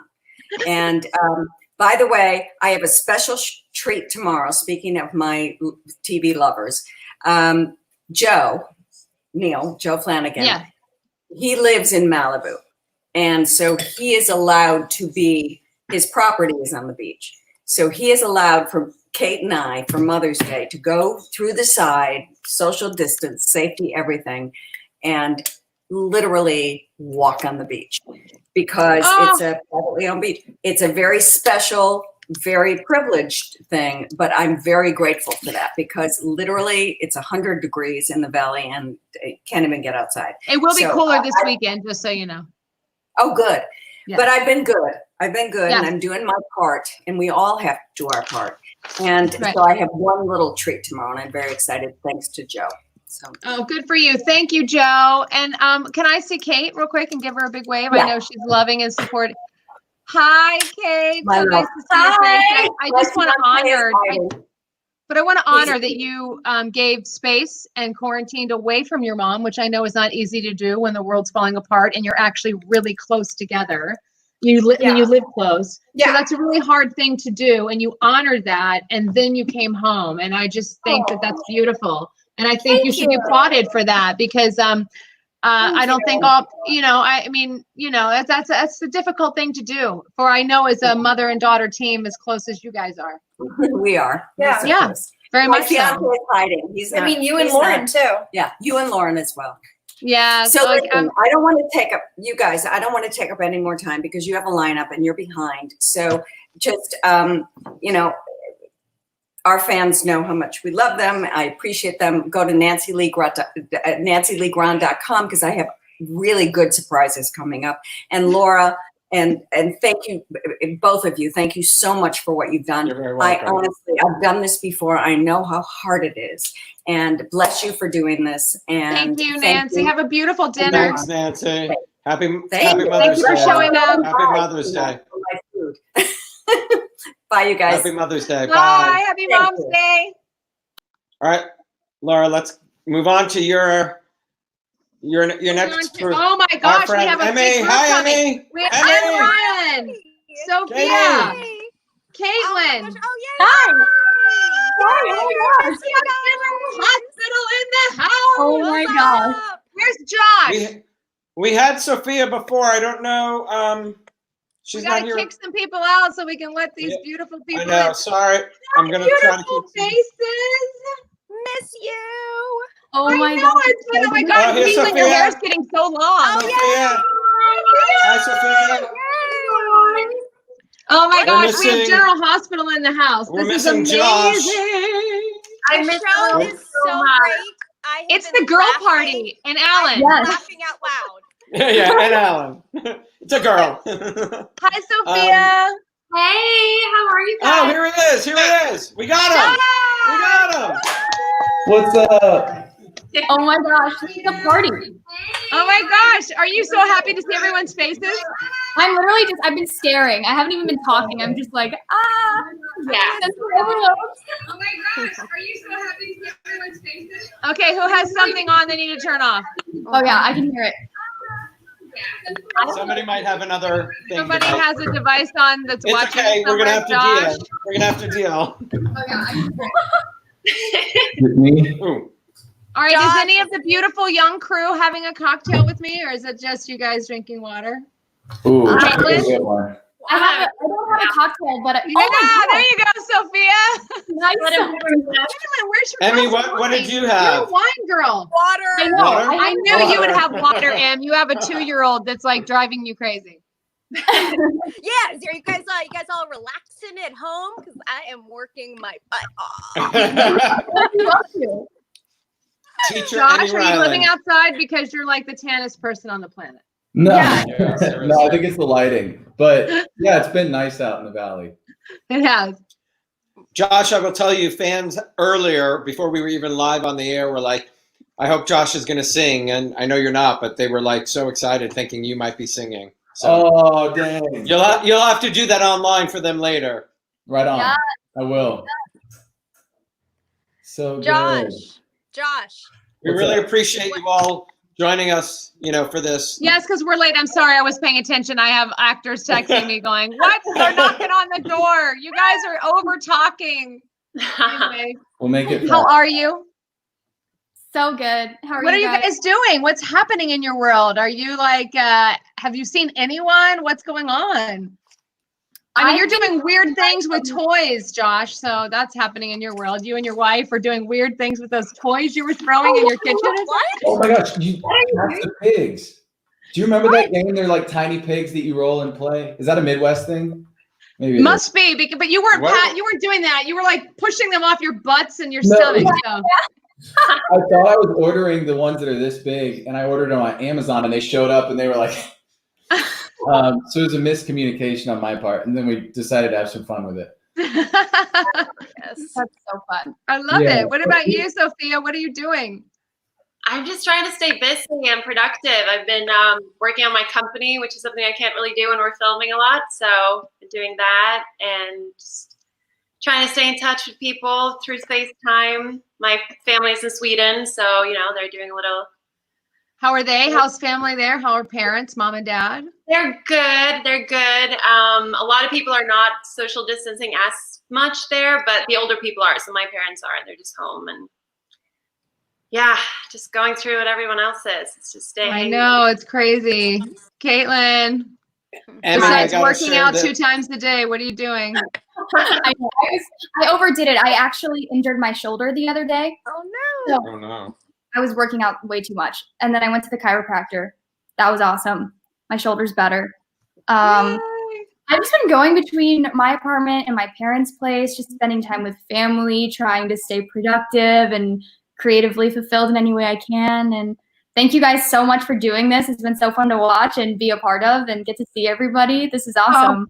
Well, thank you for waiting and staying on and hanging out. trying to get in because I was like, oh, my time. And then I know everyone said this, but I love that we're like the best party in town tonight, Alan. I know. Everyone's trying to get. It's like we have a doorman, Laura. They're not letting people in. Okay, Emmy, Em, I have to ask Em real quick. Em. wait, I gotta tell Em. A fan said they can't believe you're a mother. She looks like she's a teen. Yeah. Oh, stop. Wait, a mother of three, and who never puts down her knitting needles. So what are you making right now? I know you have something in front of you. Oh my God. I am making. Oh, that's so cute. It's gonna be like. Can you see it? Like a little it's beautiful. sweater. This is Amazing. like free people inspired. Yes. Or- Yes. Nice. I love that. I just have to say that you guys sound like you're really relaxing, and I am now a 4th grade teacher, a 2nd grade teacher, and I'm chasing a 2-year-old around at the same time. I've been watching your Instagram. I'm so inspired. You've just been doing it all. It's amazing. I have no choice. Well, I actually commented on her hair the other day. I said, "Oh, your hair is straight." She's like, "I'm watching videos on YouTube how to straighten my hair." I'm like, "Oh my gosh," because my hair is like.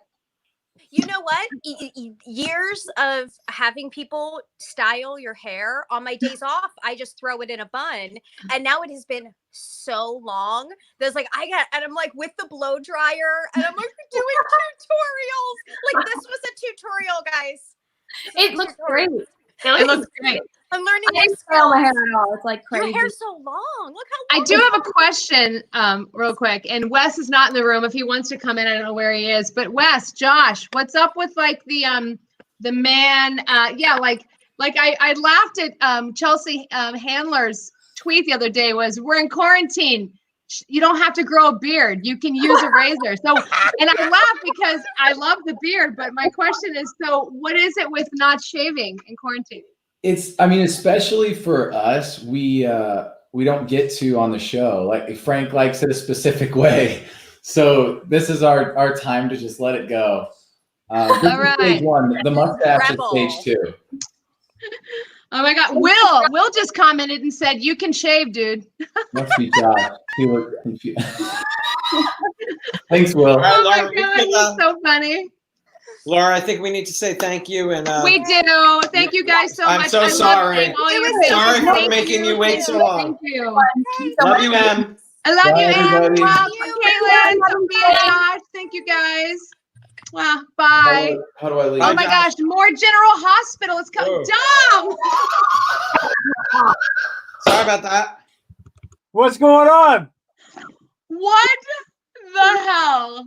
How you Oh doing? my God, Will, Dom. Will, why didn't you check with Dom and get your hair done like his? My hair is not long enough yet. I bet we could. I don't know. I bet his daughter in the background could get a rubber band in your hair. Yeah. If Lisa's watching, Lisa, try to get on. That's probably who did that for him. Who did it for me? Do you guys feel like you're retired? Do we feel like we're retired? Is this like retired life? No, I feel like I don't know. I'm not retired. Feels like. Are you just lounging by the pool, Will, and playing with your puppies? Yeah, no, I'm doing a little pool time, not too much. I don't want to like burn myself up, but reading books, just like everybody else. Trying to stay home, read books, sit by the pool for like an hour, work out, eat right, and drink too much. Is Will yelling at everybody, or is it just me? It's your brother. You're both Canadian. You're supposed to like say "a" after everything and be really nice.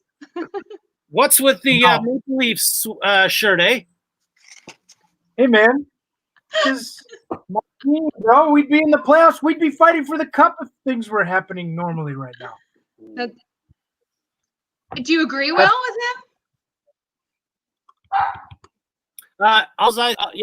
It's kind of depressing with the no hockey. I have to agree with Dom. I can deal with the baseball, but I can't deal with the hockey. No, she wanted to know if you agreed that the Leafs would be. Do you agree that his team would be winning? Oh no, absolutely not. This is when I got to bring Michelle in, and she can talk about her team too. And then you guys can all go at it. God, you brought on the 3 hockey fans. Well, who? Lisa, I mean, Michelle, I should have had the three of you on. Dom, Michelle. Oh, well, Michelle Stafford's already gone. Okay, so I thought that's who you were bringing in. No, I'm not. I'm just saying that would be really funny if we brought Michelle in because she's a big LA Kings fan. And so. Yeah, Dom used to get upset with me when I used to wear my Habs jerseys, my Montreal Canadiens jerseys. I'd bring him to work. No, I didn't get upset. I thought it was good fandom, man. I particularly remember, dude, what a douche. I'm like dying at your hair, Dominic. I cannot. Yeah, that's. Oh, hold on. Here she is. Here she is. Lisa. Lisa. Here she is. She's got to unmute. Lisa, Dom got dressed up for you. You're gonna take me Can to you the hear us, Lisa? She hasn't unmuted herself. You have to unmute yourself, Lisa. Maybe unplug that headset or something. This is not good television, Lisa. Lisa, can you hear us? It's a good thing it's not television. That's true. That's true. It is live. Sorry, Lisa. All right, well, we'll keep going until Lisa can figure it out. So what have you been going? You're in quarantine with 3 little girls, Dom. How's that going? Well, it's going pretty good, man. Like, you know, we have our moments. We all have our moments. Well, there's all 4 women in the house and you, right? Yeah. And we get a lot of, you know, I've been creating this show with my buddy, I've been doing some voice stuff. So I've been kind of holding up in the office here to kind of, you know, quarantine myself from the quarantine. Right. Know? Yes. I'm like double quarantining. How's that going? It's good. It's good. It's good. But then they come and get me, and then we go in the pool and we swim. And they do your hair. Yeah. Will, were you texting Lisa? Yeah. I saw you using your phone. Thank you. If she signs out and signs back in, it might help, but I don't know if she'll get it. It says I'm not muted, so yeah, she might have to sign back in. Or if she does have her headset, she could take it out. Will, I'm watching. Will, you had a birthday. Was it a birthday during the quarantine you had? Yeah. It was my birthday, April 20th. Dom's, Nancy's, like the entire cast is literally around that area. It really. You're the 20th. I'm the 21st. Nancy's the what? 22nd. You got Tamara Braun. Crazy. 18th or 22nd. Right, like the whole cast is on. Is there? Yeah. Will, how many dogs do you have? 5. Wow. How is that? I have as many dogs as Dom has daughters. It almost seems like. But you can leave them home. You can leave them alone and shut the door and walk down the street by yourself if you want to. Thank Christ I don't have to send him to college. Yeah, hopefully everything smooths itself out by then. You know? That's right. Well, thank you guys so much for jumping on. Dom, we miss you. We hope to see your face soon. We hope we see everyone's faces soon, actually, right? I miss you guys. And Will, I say hello to Rebecca for love me. seeing your texts. What'd you say? Say hello to Rebecca for me, Will. I will. We'll do something soon, Alan. And sorry, what were you saying? I was just saying I missed you guys. I can't wait to be back in the studio and working. And you know, it's times like these that definitely brings it all home and makes you realize all the people that you're grateful for in your life. And you are 2 of them. So I just want to say thank you. Thanks, and definitely. Yes, you make me laugh. Sorry we kept you waiting. Sorry we kept you guys waiting. Let's hope we're back in 2020, guys. Let's hope 2020. It's happening. I believe. You got to believe. All right, next up, who do we have on deck? Bye, guys. Sorry, Laura. Quick question, Laura. I'm trying to figure out. You told me who we're trying to get on. We have Kurt that's going to sing. We have Maurice Bernard that's going to be jumping on. Wally's here, so I can bring Wally on right now. Let's bring Wally on. He is going to entertain us. Wally! Hi, Wally. Thank you so much. Sorry for the delay. Oh my God, I love it. It's okay. My pizza's probably cold, but that's all right. Oh, no. Anything for daytime cares. Woo! Yes. No, my what wife. What are you going to sing for us, Wally? Grilled some corn, put it in a nice little salad. So after this, it'll be a nice little dinner. Hey, you guys, nice to see you. What's happening? Hey. Am I fading? Am I dimming? No, you look great. I've got my computer. I got my laptop on a garbage on my office waste basket, and that's sitting on top of a ladder. Hey, we do what we gotta do. I have my computer I want stacked to make up on sure books. I got the right. I don't want to. I mean, you don't want to look up. You look perfect. And when I'm singing, I got all sorts of things happening, so you got to be careful. What song are you singing for us? Well, I mean, this is a song called "Peace, Love, and Understanding." And Nick Lowe wrote it. Elvis Costello recorded it. But it's a song that kind of thought of what's going on in this world. I think this is a time where we all really kind of have to see ourselves in the bigger picture, in the larger community. We don't always do that. We're all very separated in a way between not just red states and blue states, but just, our jobs and our families and everything. And certainly with this quarantine, and everyone's having to really kind of pause and look inside and just also realize just what we have and how grateful. I feel like I'm just so grateful. And someone was talking about angels out there, and there are. I mean, the nurses in the front line.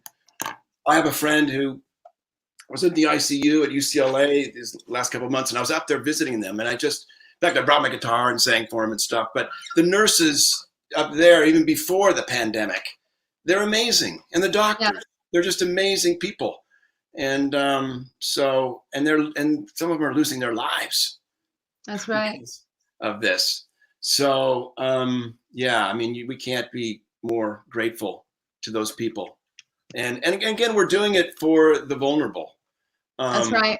We're here because it is in nursing homes, and it's in prisons, and it's in those kind of things where people who have health conditions, they're the ones that are struggling. I'm a good friend of mine from New York. When I was doing Mark Blum, he passed away. He had asthma. I hadn't seen him for many years, but I did a play with him at the Long Wharf Theater years and years ago.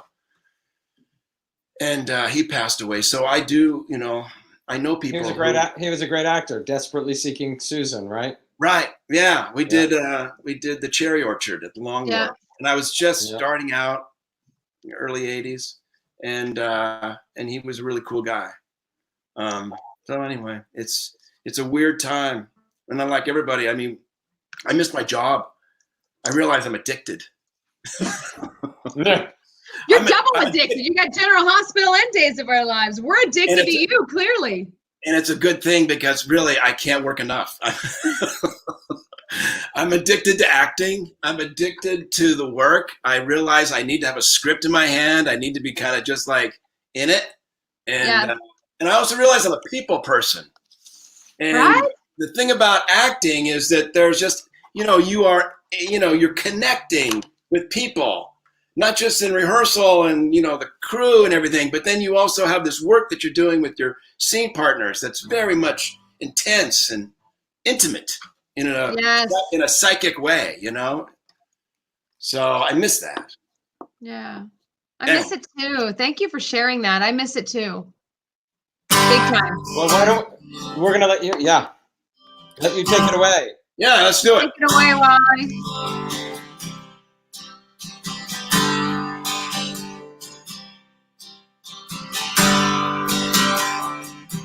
As I walk through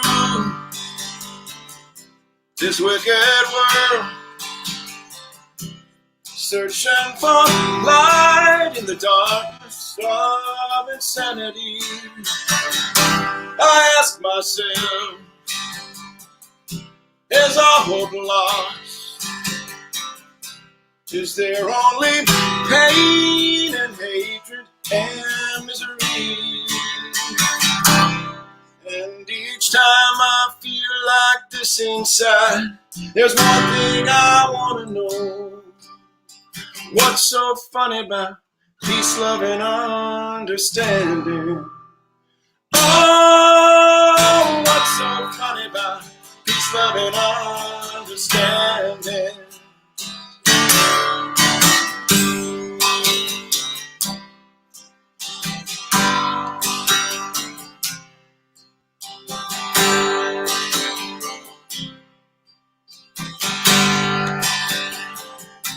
As I walked on through troubled times, my spirit gets so downhearted sometimes.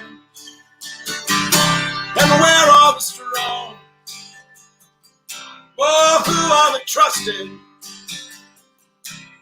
Where is the high harmony, sweet harmony?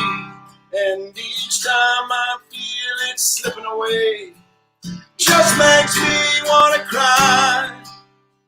What's so funny about peace, love, and understanding?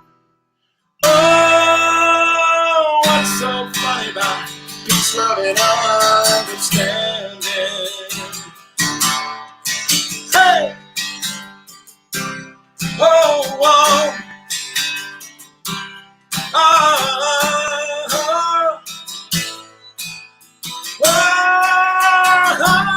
Where are the strong? Oh, who are the trusted? Where is the high harmony, sweet harmony? And each time I feel it slipping away, just makes me want to cry. What's so funny about peace, love, and understanding? Oh,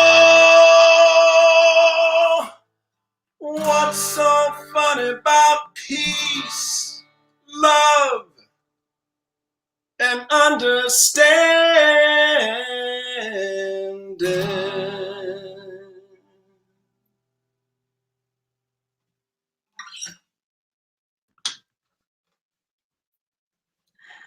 Oh my God, that was so beautiful. That was amazing. Oh, Wally, I could listen to you sing all the time. Thank you. Good night. Have a great Thank you so much, Wally. All you daytime fans out there, we love you. We love our jobs. We love what we do. Keep watching. We do. Hopefully see you soon. Bye-bye. I love you. DaytimeCares.com, everybody. We are so behind, but we have so many actors here loving you. Yeah. All right. We brought you All guys right, we've on got because- Allie next. Okay, we brought you guys Allie's on here. because Allison Okay. Sweeney is going to join us, and we all love Allie. Oh. So, yes, here we go. Sorry, oh my God, technical difficulties. Do we have her? Yes. I didn't do it. Allie, I can't Are we do our knocking? bit without you. I'm There here. you are. Hi. Oh my gosh, Allie, thank you so much. You've got a whole thing prepared for us. Sweet. Well, I did have a whole thing prepared for you, but I had to feed my kids, so Oh. I went ahead and started Don't wait in cooking.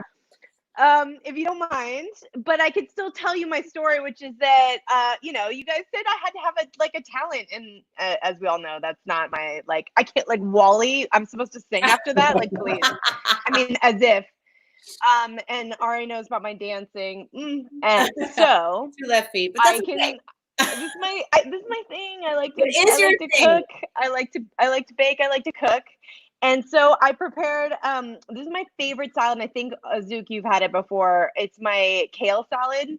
Yes. And I make it with kale, which here are the stems from them that I picked it off, and Brussels sprouts.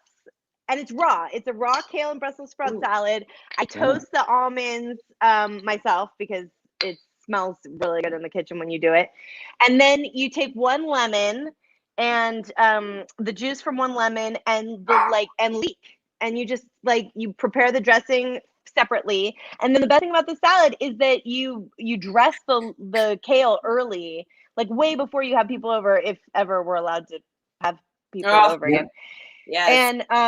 And then you kind of want the lemon to soften the kale, and it is so delicious. Even my kids like it, and you serve it an hour after you mix it all together, and here's the finished product. Look how pretty It is beautiful and healthy, and the kids are and loving it. healthy. And I mean, it's not a mac and cheese, but they'll eat it. Yeah. That's incredible, Allie. Dang. Thank you so So much. that's my little fun for you. Oh, and by the way, I've also Nancy Lee Grahn been enjoying the show while I'm Yeah, writing right. yours. So we got to change. I need some recipes. I'm the one who cooks around here. So we're gonna have to do the share recipe thing. I can feel it. I love it.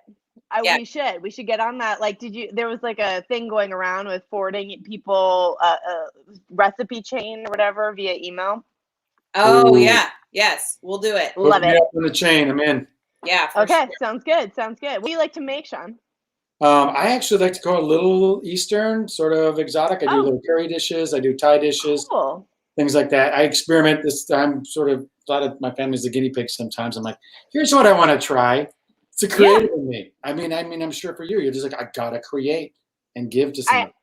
I know it's funny because my version of creation is more that like I'll take one thing that I like and find like 4 or 5 different recipes of that thing I want to make and like compare them and figure out the way I want to do it. You know what I mean?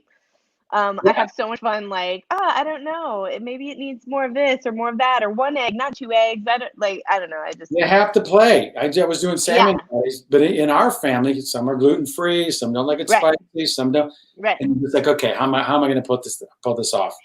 And I do have a rule that like I'm not a short order cook. I am not making different people different things. So the only exception to that is I like mushrooms and nobody else likes mushrooms in anything. So I will sometimes saute mushrooms on the side, like just for myself.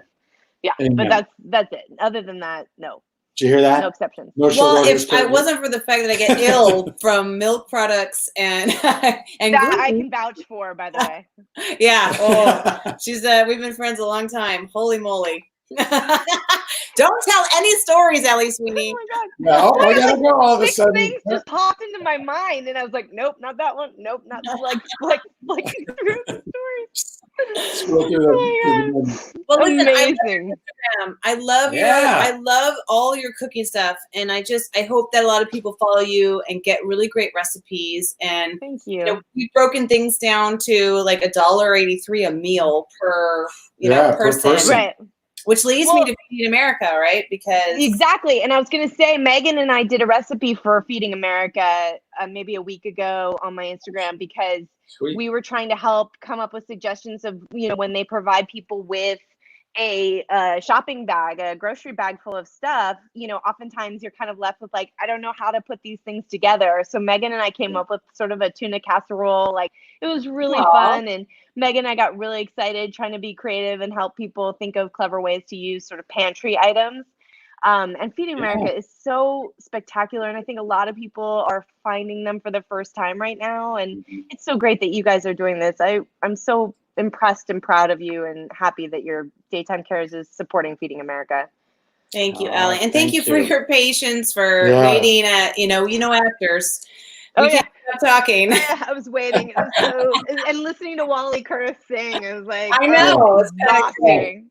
Well, we love you so much. And I'm sorry, I was just about to cut you off because you always have something funny to say. No, oh my God, that was such a setup. No, I have nothing funny to say except for that I so desperately want to go to work. Like I can hardly stand it. I miss you guys. I just want to throw food at you, Ari. I just don't know how to make that.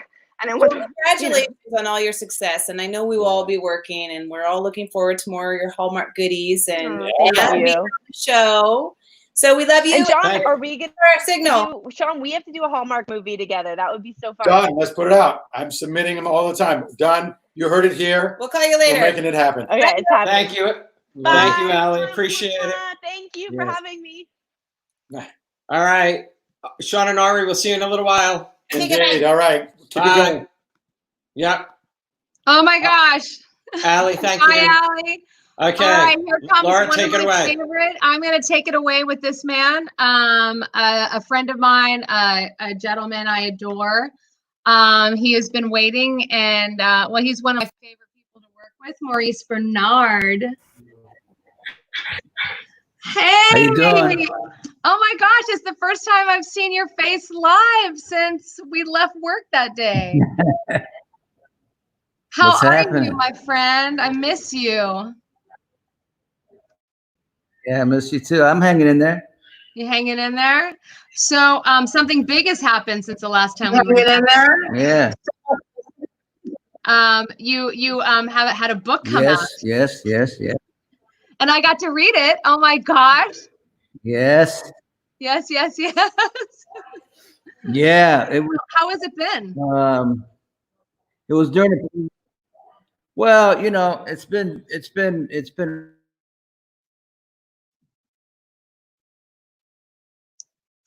I know Maurice is out, and Maurice lives out in a rural area, and sometimes the Wi-Fi is difficult. I was already warned by by Steve Burton and Bradford, that the Wi-Fi could be spotty. So I'm so grateful for Maurice's attempts to jump in here. Anyway, I think they're going to have to sign back on. Alan, if you can, I think Maurice Yeah, have to sign back on. I know. Maurice, you might have to sign back on. I know that Paula, I'm going to take wife, him has been off. doing her best. So, Laura, we're going to go to. I think, or we what? do. We do. Yeah. Who's in the green room? That's kind of like who's there, right? Catherine Kelly Lang, thank you so much. We are so sorry. You guys surprised me. This was great. I know. Oh my gosh. Right? Hi. Yeah. Hey, Jen. Jen doesn't even know she's there. Oh my God. And Darren. Go in here. How are you guys? We've been keeping you beautiful people waiting. It's been crazy. But I'm sorry.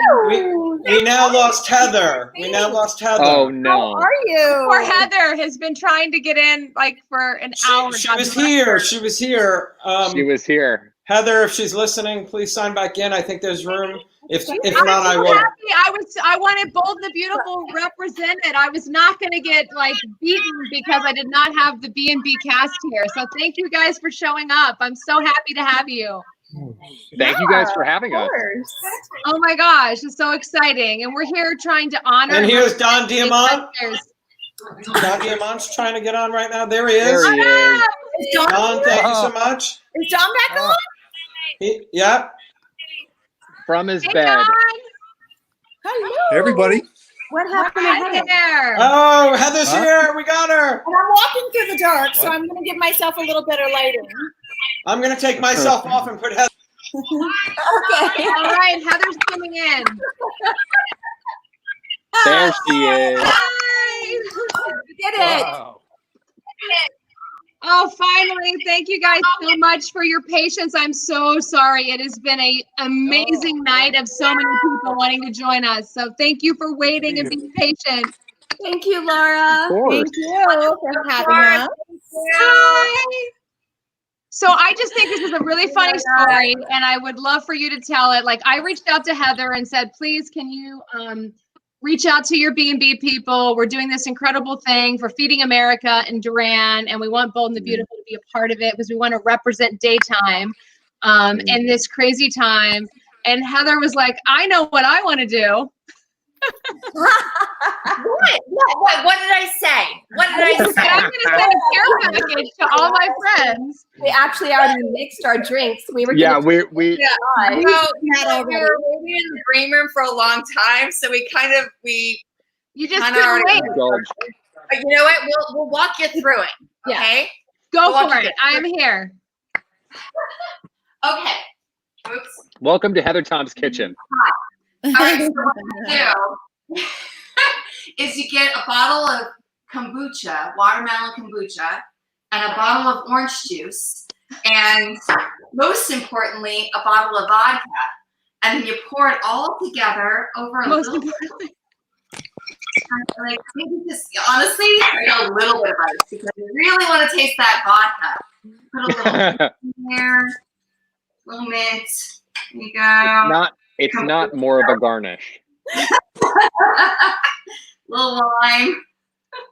Ooh, oh, wait. This one's already empty. Haha.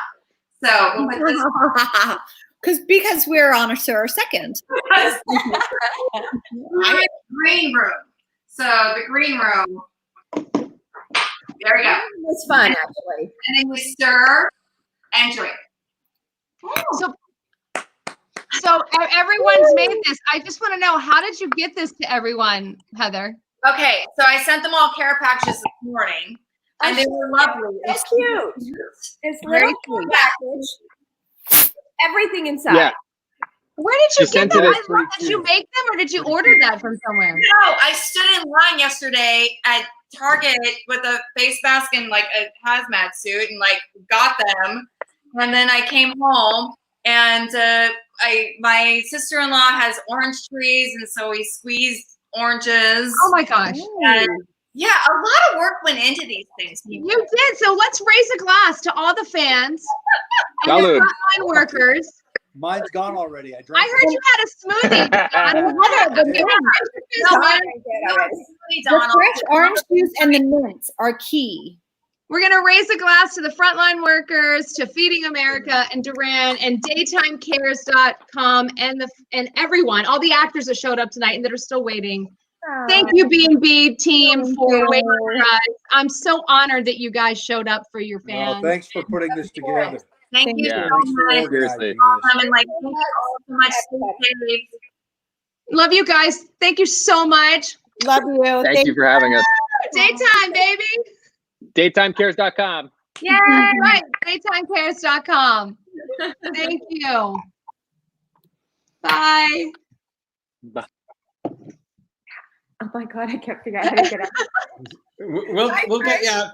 Don't worry. We'll get you out, Kelly. That was All right. fantastic. I can't believe she did all that. All right, let's get Maurice back on. Heather's He's here. amazing. Heather is amazing. That was amazing. Thank you, Heather. That was fantastic. Here's Maurice. Oh, Maurice. He's coming back. He's Okay. coming. Hopefully he hears us. Uh-oh, Maurice. That's all right. He's there. He's coming. Anyway, seriously, Laura, this has been a fantastic night. I mean, I see all the comments from fans. They're so appreciative of what we've done. You know, it's truly amazing. It is amazing. And, I just want to say that I know it's rough. I know we're hopping around. We've got actors in the virtual green room. We've never done this before. We were watching the comedians and the musicians and everyone, jumping on and honoring fans. And we had to have our footprint here because we know our fans are the most loyal in the business. And we know our networks support us. And as a family of Daytime, we wanted to jump on and honor our guests and the people that support us. And that was really important. We want to honor. And here's more. I'm going to interrupt. Here's Maurice. Let's bring him back. Hey, baby. Hi. How you doing?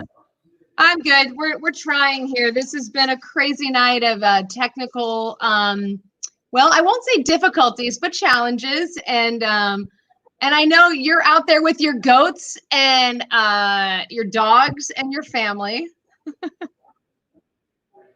And Paul's trying to give me lighting from her phone. Well, if you saw what I was using for a light, we would be a team, the four of us, But I miss you, Mo, and I can't wait to work with you. This is driving us crazy, isn't it? Oh yeah, it's driving us crazy. All right, but it is what it is. We'll be back. We will be back. I was really interested to have you on for this.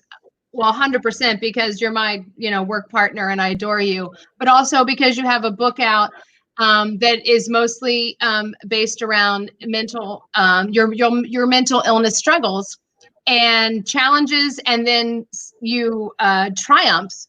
And I know during this time, a lot of people are struggling, and I just would love to, maybe, and I know you do your state of mind on Sundays, and I was just wondering if you could share something, or if you wanted to share, or if you had anything you wanted to talk about. Well, it was an interesting couple of weeks when all this hit, and then I had to do publicity for my book, and then I had my own anxiety battles that were very tough. And I still had to do the publicity with feeling the way I did. And it was very difficult, but you do what you got to do, right? Yeah. And the book has a lot of mental health in it, so I think that's why it was successful. But I don't know. I mean, I always did anything I do with as far as mental health. is always for other people, because you talk about what you've been through, and then other people say, you know what? If he can do it, I can do it. Mhm. And that's kind of the way it has I to also work, feel that if we that when we share our story, we change people's lives. And I have to say, I have it right here, and you have been changing people's lives with your story. So if you guys don't know anything about this, which I can't imagine anybody watching this don't, Maurice Bernard has a book called Nothing General About It. It is out now. Number one on New York Times bestsellers list. And it's very honest book about what Maurice You know has what's been- funny? You know what's funny? And this is art imitating life, okay? And this is what happened. This is an interesting thing. I was in such bad shape that when the HarperCollins, when they called me to tell me I was the New York Times bestseller, I was numb. I wasn't happy. I didn't feel anything.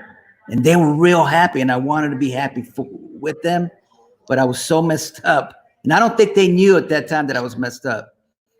And then what happened was we got off the phone, and then I went outside and by myself and started to cry a little bit. But that's what it's all. That's here I am going through this, and it's right. It's almost and at work, it's the same way, right? Yeah. I mean, something happens in your life, then you got to go to work, and you got to act it. But the good thing is, for most people, you included, you're not mentally ill. So that's where that other level comes. Yeah. If I wasn't mentally ill, I'd be the greatest thing in the world. No, I shouldn't say that, because then people are going to say when they're mentally ill, it's too difficult. No, you can overcome. You can overcome. Well, we've talked about this, Maurice. We've said that, I mean, you and I have had a couple conversations about, like, are we struggling with bipolar, or are we succeeding? Because you are living and you are succeeding. And just like in regular life, we have times when we fall on our faces. I'm going to say that you're succeeding, because you are. I'm not saying you don't struggle, but I work with you. I see the work you put in, and not just like the work on the show, but the work on yourself. And it's inspiring. And sharing your story is inspiring. Yeah, you're right. You're right, Laura. It's everything you just said is perfect. But when you're going through stuff, it's almost like you can't quite hear it as well. Right. That's the difference. But what you're saying is absolutely perfect. Right. It's right on the money. Well, it's like you want to put some really because what you want to get rid of is the stigma attached to admitting that we struggle, right? Because then people are afraid to come forward. So when we want to remove this shameful stigma of like suffering with bipolar, and then changing it to succeeding, right? Because we want people to know that there is success. It may not be easy. Yeah, you're right. It is, but the way I feel when I'm in it is definitely suffering. Yeah. But what you want to do is suffer and then go through it and succeed. Yes. Yeah. But you're right about the stigma. You want to get rid of the, it's interesting. It's an interesting topic. It sounds like a dance with it. Right? Like it sounds like it's always there. It seems to always be there, huh?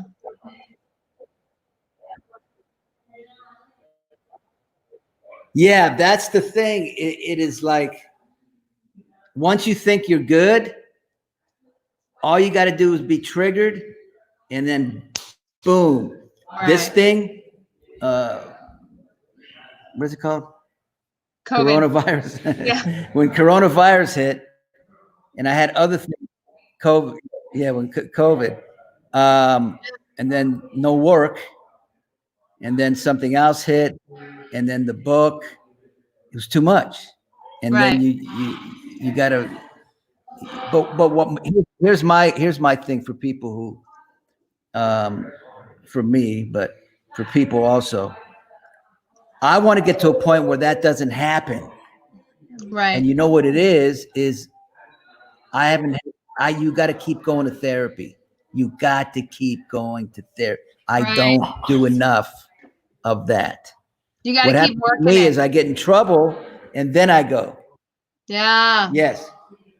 I checked out your meditation, dude. What do you think? David? Yes. Is that his name? Yes. I liked him a lot. He's the I'm best. actually, My teacher. you know, I you love either him. connect or you don't. Yeah. His voice. Yeah. I liked him and I listen to him every day. Oh, great. He would love to hear that. He's such a beautiful man. He is davidg.com. David G is my meditation teacher, and he's amazing. I just want to thank you, Maurice, for jumping on here and giving your time tonight, as well as all the actors. I am so happy because tonight we're talking about Daytime Cares, and we do. Daytime does care. And on this website, we have a lot of resources, one of them being for mental health. And so I thought it was really important with your book and the amount of fans that you speak to every Sunday and your state of mind address that you give out. You affect a lot of people in a really powerful way. And I just want to thank you for showing up. Hey, thank you, Laura. This is great to do this because it's just appreciated.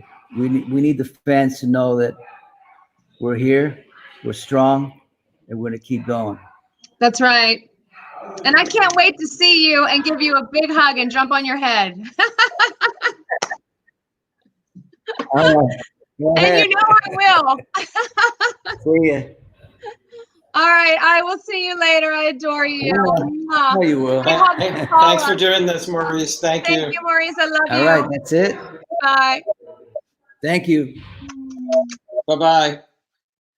Oh, I adore that man. Who do we have coming up with us now? We I think we have have Lamont. We did. I don't know if Lamont's there. Sal and Lamont were there.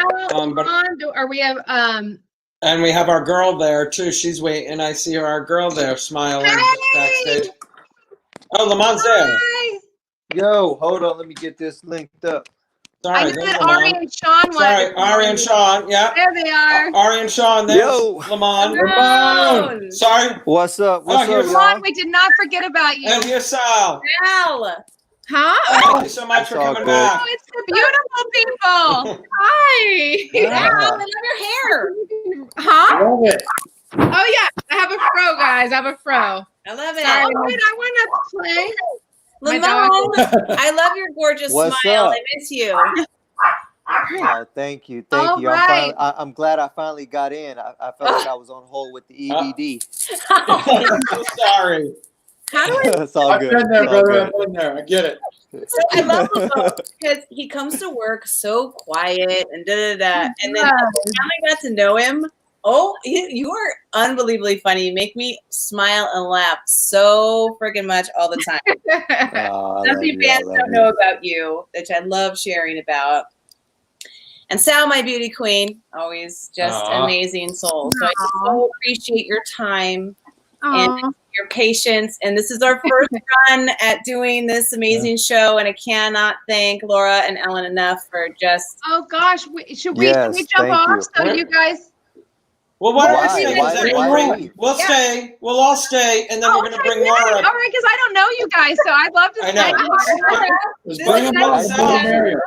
Nice to meet you both. Sal, I want to know what your dog's name is. What's your dog's name? This is Prince. Ah, so cute. That is the cutest. Oh my god. Oh my god, so cute. How old is he? He's 12. Oh, wow. Puppy. He's a grandpa. So beautiful. So beautiful. We're making pancakes, so he smells pancakes right now. What time do you want us over? Oh my god. What time should we be over? you want to see who's making me pancakes? Come say hi. Yeah. Yeah, who's making you I have pancakes? a special. This is my special guest who's making pancakes. Can you see this face? Oh my God. Hey, No, we can't. we're trying to get in there. We're trying to keep a distance. Hey, what's up? Oh, Marcy Miller. What's up, y'all? Marcy Miller. What's cracking? Marcy Miller. Oh my gosh, Marcy! She's so bad. You know what? Oh, I have pictures of me, Marcy, and Ari from last year together. Oh God. So, Mama, what have you been doing? What's going on with you? Talk forever. You know what? I'm in the Bay Area right now. Came up here to hang out with my grandmother, my mother for Mother's Day. So we're up here just hanging out, staying in the house, trying to keep our minds busy and taking it day by day.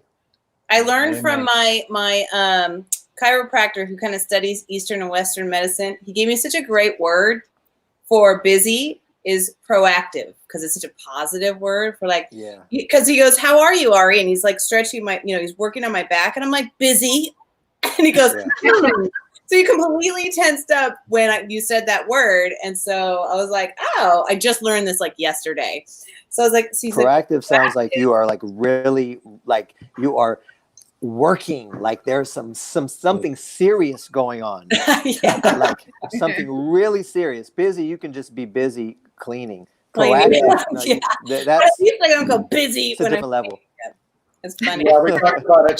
She's like, what are you doing? I'm like, I'm multitasking. She's like, no. You're oscillating. I'm learning these new words. I'm like, it's very okay. exciting. Very big words, guys. I'll do it. Yeah, it's incredible.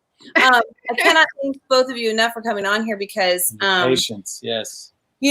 We're all not working, and we're all, and Lamone, you mentioned the EDD. We're all on the phone with, to make some things happen. This is so special to us, and we've all been working hard to try to find ways to help people and give back, and it's really important. And we're kind of giving that last stretch of if you can donate to Disaster Responder Assets Network and Feeding America. Yes. Yeah. I don't know if either one of you know anybody on the front lines at all, or in a hunger situation, but you do. No, yeah. What do you, Sal? I personally don't. What about you, Sal? I have a few friends, that are on the front line, or that are in the needing help in the front line. In the front lines, yeah. Mm-hmm. Wow. Well, thank them. For sure. Thank them for us. You guys have had a lot of guests on. I know this has been a busy night. It's been so nice, it's nice to see everyone's faces, because we're not getting, at least right now, this time of the year, we're not getting the Daytime Emmy Awards. So it's kind of like a mini party of seeing people's faces that we usually see this time of the year at some kind of party or event. So you guys actually might have to do this again for the Emmys. Yeah, that's right. And my goal is to have a big old party thrown maybe by yours truly for everyone at the Emmys. I can't wait to come. Break more glasses, do more dancing, Sal. You know how it goes. Oh yeah. So I'm flying out west for putting this together for everyone. I think this is really sweet, and it's what what everyone needs. With everything going on. So thank you guys for doing this. Thank you for joining us. There's a fan said Salem PD is in the house. What's that? Yes. Salem PD. Salem PD is in the house. Some of us are crooked. Some of us are not. I am not. Oh, I love that. Right there. Well, I just have to say, being a police officer, is it the same on Days of Our Lives? You never catch the bad guy. Yeah, and I think. Well, you know what? I think sometimes we do catch the bad guy, but somehow, some way, they weasel their way out of it. Yes. Always. Yes. That's what we say in Port Charles. Like, if you're a doctor, or you're always, you're never really going to cure them, or you're Dr. Death, you kill people, Yeah. or you're never, so if you're a cop, you're like, yeah, you're never going to really catch them. You're the dumbest cop in town. Just way stupid. Just way stupid. You don't want to move to Fort Charles or Salem. That's right, but you can watch it all day long. Yeah. So funny. For sure. Thank you guys for hanging in there with us late night, bringing it home for the fourth quarter. Really appreciate it. Thank you. Yeah, Thank you guys. We adore you. And we Appreciate it. appreciate y'all for doing it. I mean, I'm you. looking at the time. Looks 3 hours and 39 minutes. Y'all been going strong. Well, just like your days. So good. Yeah. It's because everybody said yes. Everyone wanted to jump on and talk and share. And it was like, you can't say no to people because, the fans want to see everyone's faces, It's like, it's And about they certainly do. It's a great community. That's right. For sure. Thank you both so much. Thank you guys. Have a good you. Thank you all so much love. Thank you. Love you. Thanks, Love love. you guys. Bye. See ya. Oh my gosh. Oh my gosh, you guys. Do we have Mara West yet? We do. Mara here. I think we all love this lady. We all love this lady. You can hear me now. I was talking to you guys for the last half hour, like, hey. Now you can hear me. I can't wait to hug you. Look at you. I want to eat your face. I'm going to eat it. I'll smack you. I know. I can't wait. Soon. Hopefully soon. I know, right? My beautiful friend, you are doing something special for us tonight. Well, I was. Okay. No, I was. I'm done now. I was. Come on, Mara. You lost her inspiration. What happened to me? No, I didn't lose my inspiration. I was going to read a certain poem, and then I was thinking, am I talking so loud? I can't tell. No, you're perfect. And then I was thinking about Mother's Day. And then I thought about how our kids are home from school now, and how all those little sticky things they made for us moms aren't coming home this year. The gifts that our little ones made at school. Because they're home, right? We're doing their own. We can make our own, paint their hands, whatever, but it's nice when they came home with that. And so I thought about that. And then I thought about myself, and I thought, my God, my kids are not babies anymore. I have a 23-year-old, 20-year-old, 18-year-old, senior, graduating senior with no graduation. I have a 13-year-old, and my youngest is 10. And I know that, Ari, so you have one little one too. Like I have my one little one left. And she probably would have come home with a beautiful little vase made for you or whatever, And that got me thinking about that Birdie, she'd be the only one coming home with something for me. And the rest would be, they're grown mostly. And so then I thought about moms, I thought about tomorrow, and I thought about our children getting older, what that's like for moms. And so I have a poem that I want to read to celebrate moms and their growing children. And children that aren't necessarily babies anymore. And that's okay. That's our job. That's our job. So that's right. Amen. We're gonna let you.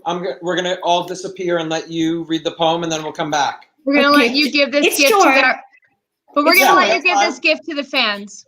Yeah, absolutely. Do your thing. This poem is called "Where's Mama" by Edgar A. Guest. It's very moving. Okay. Comes in flying from the street. Where's Mama? Friend or stranger, thus he'll greet. Where's Mama? Doesn't want to say hello. Home from school or play, he'll go straight to what he wants to know. Where's Mama? Many times a day he'll shout, where's Mama? Seems afraid that she's gone out. Where's Mama? Is his first thought at the door. She's the one he's looking for. And he questions o'er and o'er. Where's Mama? Can't be happy till he knows. Where's Mama? So he begs us to disclose. Where's Mama? And it often seems to me, as I hear his anxious plea, that no sweeter phrase can be, where's Mama? Like to hear it day by day. Where's Mama? Loveliest phrase that lips can say. Where's Mama? And I pray as time shall flow and the long years come and go, that he'll always want to know, where's Mama?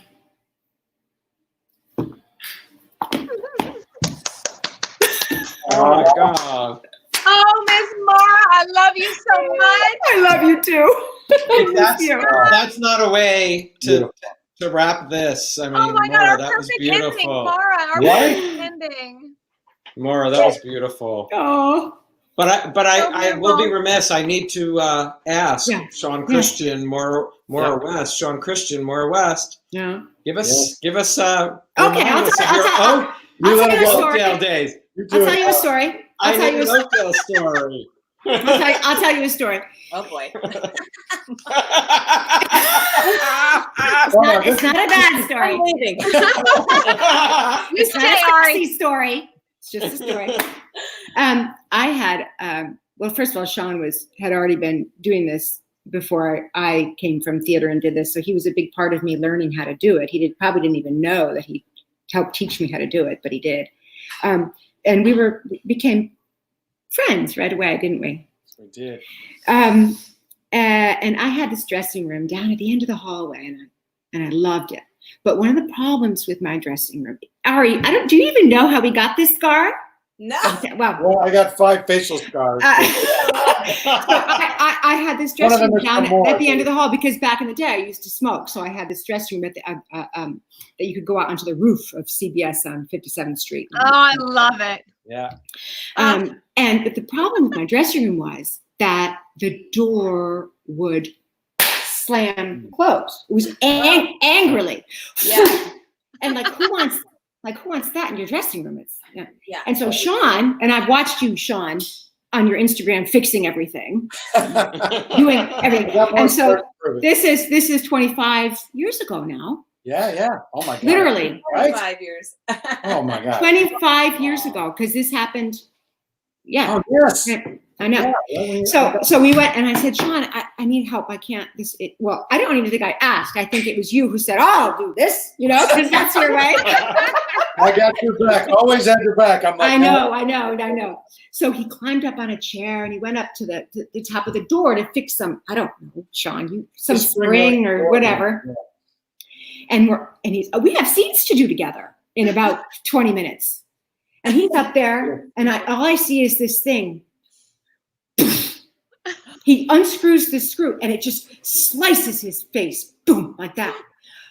And he gets down, and I don't even think you felt it. It was that clean. It was just like a meat slicer, Yeah.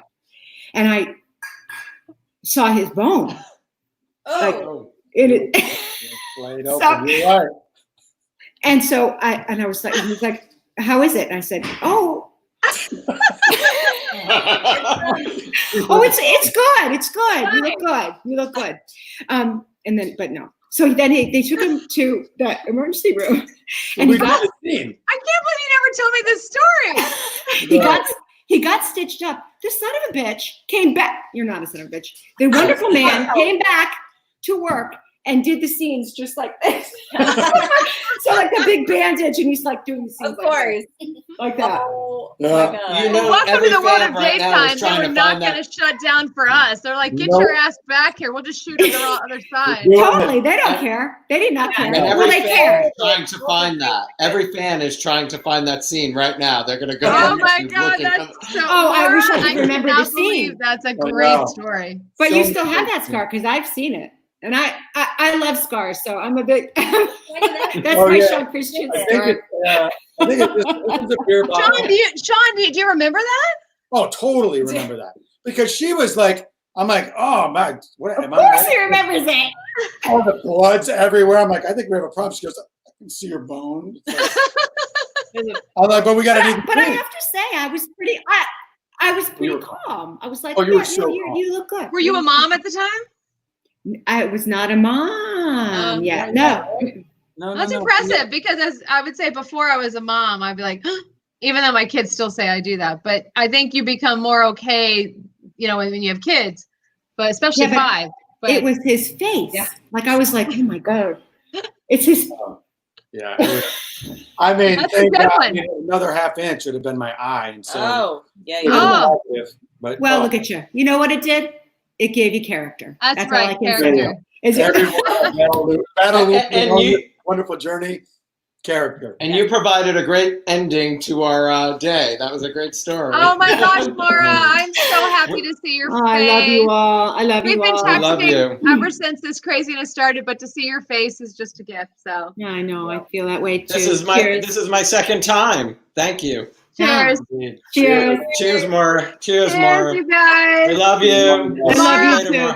And happy Mother's Day to all the moms too. Yes. Yeah, Happy Mother's Day. absolutely. Your poem was beautiful. I'm sorry. That was thank you. perfect. Say hello to the family. I sure will. All right. Oh my God, guys. Well, that was We did it. Almost 4 hours. Was it really 4 hours? It's not. Laura's like, is it 4 hours? I kept saying we were gonna be overflowing because it's just shy of 4. A little shy, but I think the amazing actors wanted to give back to their fans, and that is, if only there's a whole to all the fans out there. There's a whole comment section for the green room that we can text on together or respond to, and all night long everyone was trying to get in and speak. They wanted to jump in, they wanted to say hi, and it was so fun to watch. And before I forget, Jim Reynolds, he had technical difficulties, he was trying to get in. Is there anyone else we missed, just to make sure? I don't think so, but Jim, I wanted to give Jim credit. He was texting me, he was trying to get in. Jim, really. Jim, Bill, and Susan Hayes. Yeah. Right. Yep. Well, we knew that Bill and Susan couldn't make it because but Jim was there. Jim was definitely trying to do it. Yes, he was. Before we sign off, I want to make sure to thank StreamYard.com for their help with this evening. Lisa Bain Lugassi, Bob Wall, Sonia. Blangiardo. Wes Ramsey right there. Thank you for that beautiful song. And you guys, take it away. For Feeding America and also Disaster Responder Assets Network. And just FYI, they are on their After Feeding America on our website. If you scroll down, to make sure that you donate to them as well, because they are on our website, and it'd be amazing because they could really use it. So. And by the way, we have surpassed. I set a small little goal for our donations for Feeding America. We surpassed it. Yeah. Right. We got some time. We want to hit that goal too with DRAN. Yeah. With DRAN as well. So just scroll down our website and it'll be up there for the duration, so you could still have time to donate. Yeah. I might just say, before I forget, even though we're signing off, well, I want to say something before still up on YouTube. Yeah, I know, but this will still be on YouTube, so fans can still come back and watch it. And if you feel so inclined to donate, please do. We thank you from the bottom of our hearts. And Laura, thank you. Oh, I just want to say 2 things. I want to thank the fans that stuck with us this whole night and kept posting and giving tips when we were echoing and maybe sounding really weird. And I just want to say thank you to the fans, big time, because you're the reason we're here. Yes. 100%. And we have the most loyal fans on the planet. And that just makes me so happy. And I also want to thank Ari and Shawn, because I just want to say that I might have, and with Alan, came up with the idea of trying to put together something fun for the fans tonight, but the work you've done on this website, and which is what blew my mind, which is why I knew it was meant to be, I think is pretty spectacular. I really do. And I love that you were reaching out. It wasn't just asking people to donate. You were asking people to, you were giving a resource for people, a home for our fans to go to if they need something. And for me, that just spoke differently than what we see out there. And I just think that we need to bring attention to that. That's pretty amazing. And I want to say thank you. Thank you, both of you. This has been an incredible experience. Amen. And Great job, guys. hopefully it won't be our last one. Nope. Yes. Will not. No. I think It's the beginning of a beautiful friendship. That's right. And thank you to the actors that showed up and waited their whole night. Gosh, the Heather Tom crew, Bold and the Beautiful. I think they're all drunk. They've been drinking the cocktail they were supposed to drink an hour prior. Yes. And for all And the I fans apologize. that stayed up late, for all the fans that stayed up late on the East Coast tonight, past Yes. the bedtime. Thanks for staying up and hanging out with us. For sure. And I mean, we bumped a lot of people off, the actors, and they kept coming back to say thank you. So Yes. thanks everybody. I'm going to sign us off. You guys don't leave because we'll stay and have a chat. One more shout out, everybody. You too. Bye, guys. Bye, fans. I love you. Happy Mother's Day. And happy Mother's Day to all the everybody. Ladies are on the front line, so thank you. Yes. Yeah. Frontline workers, my cousin Jackie. Bye, everybody. Heroes. Heroes.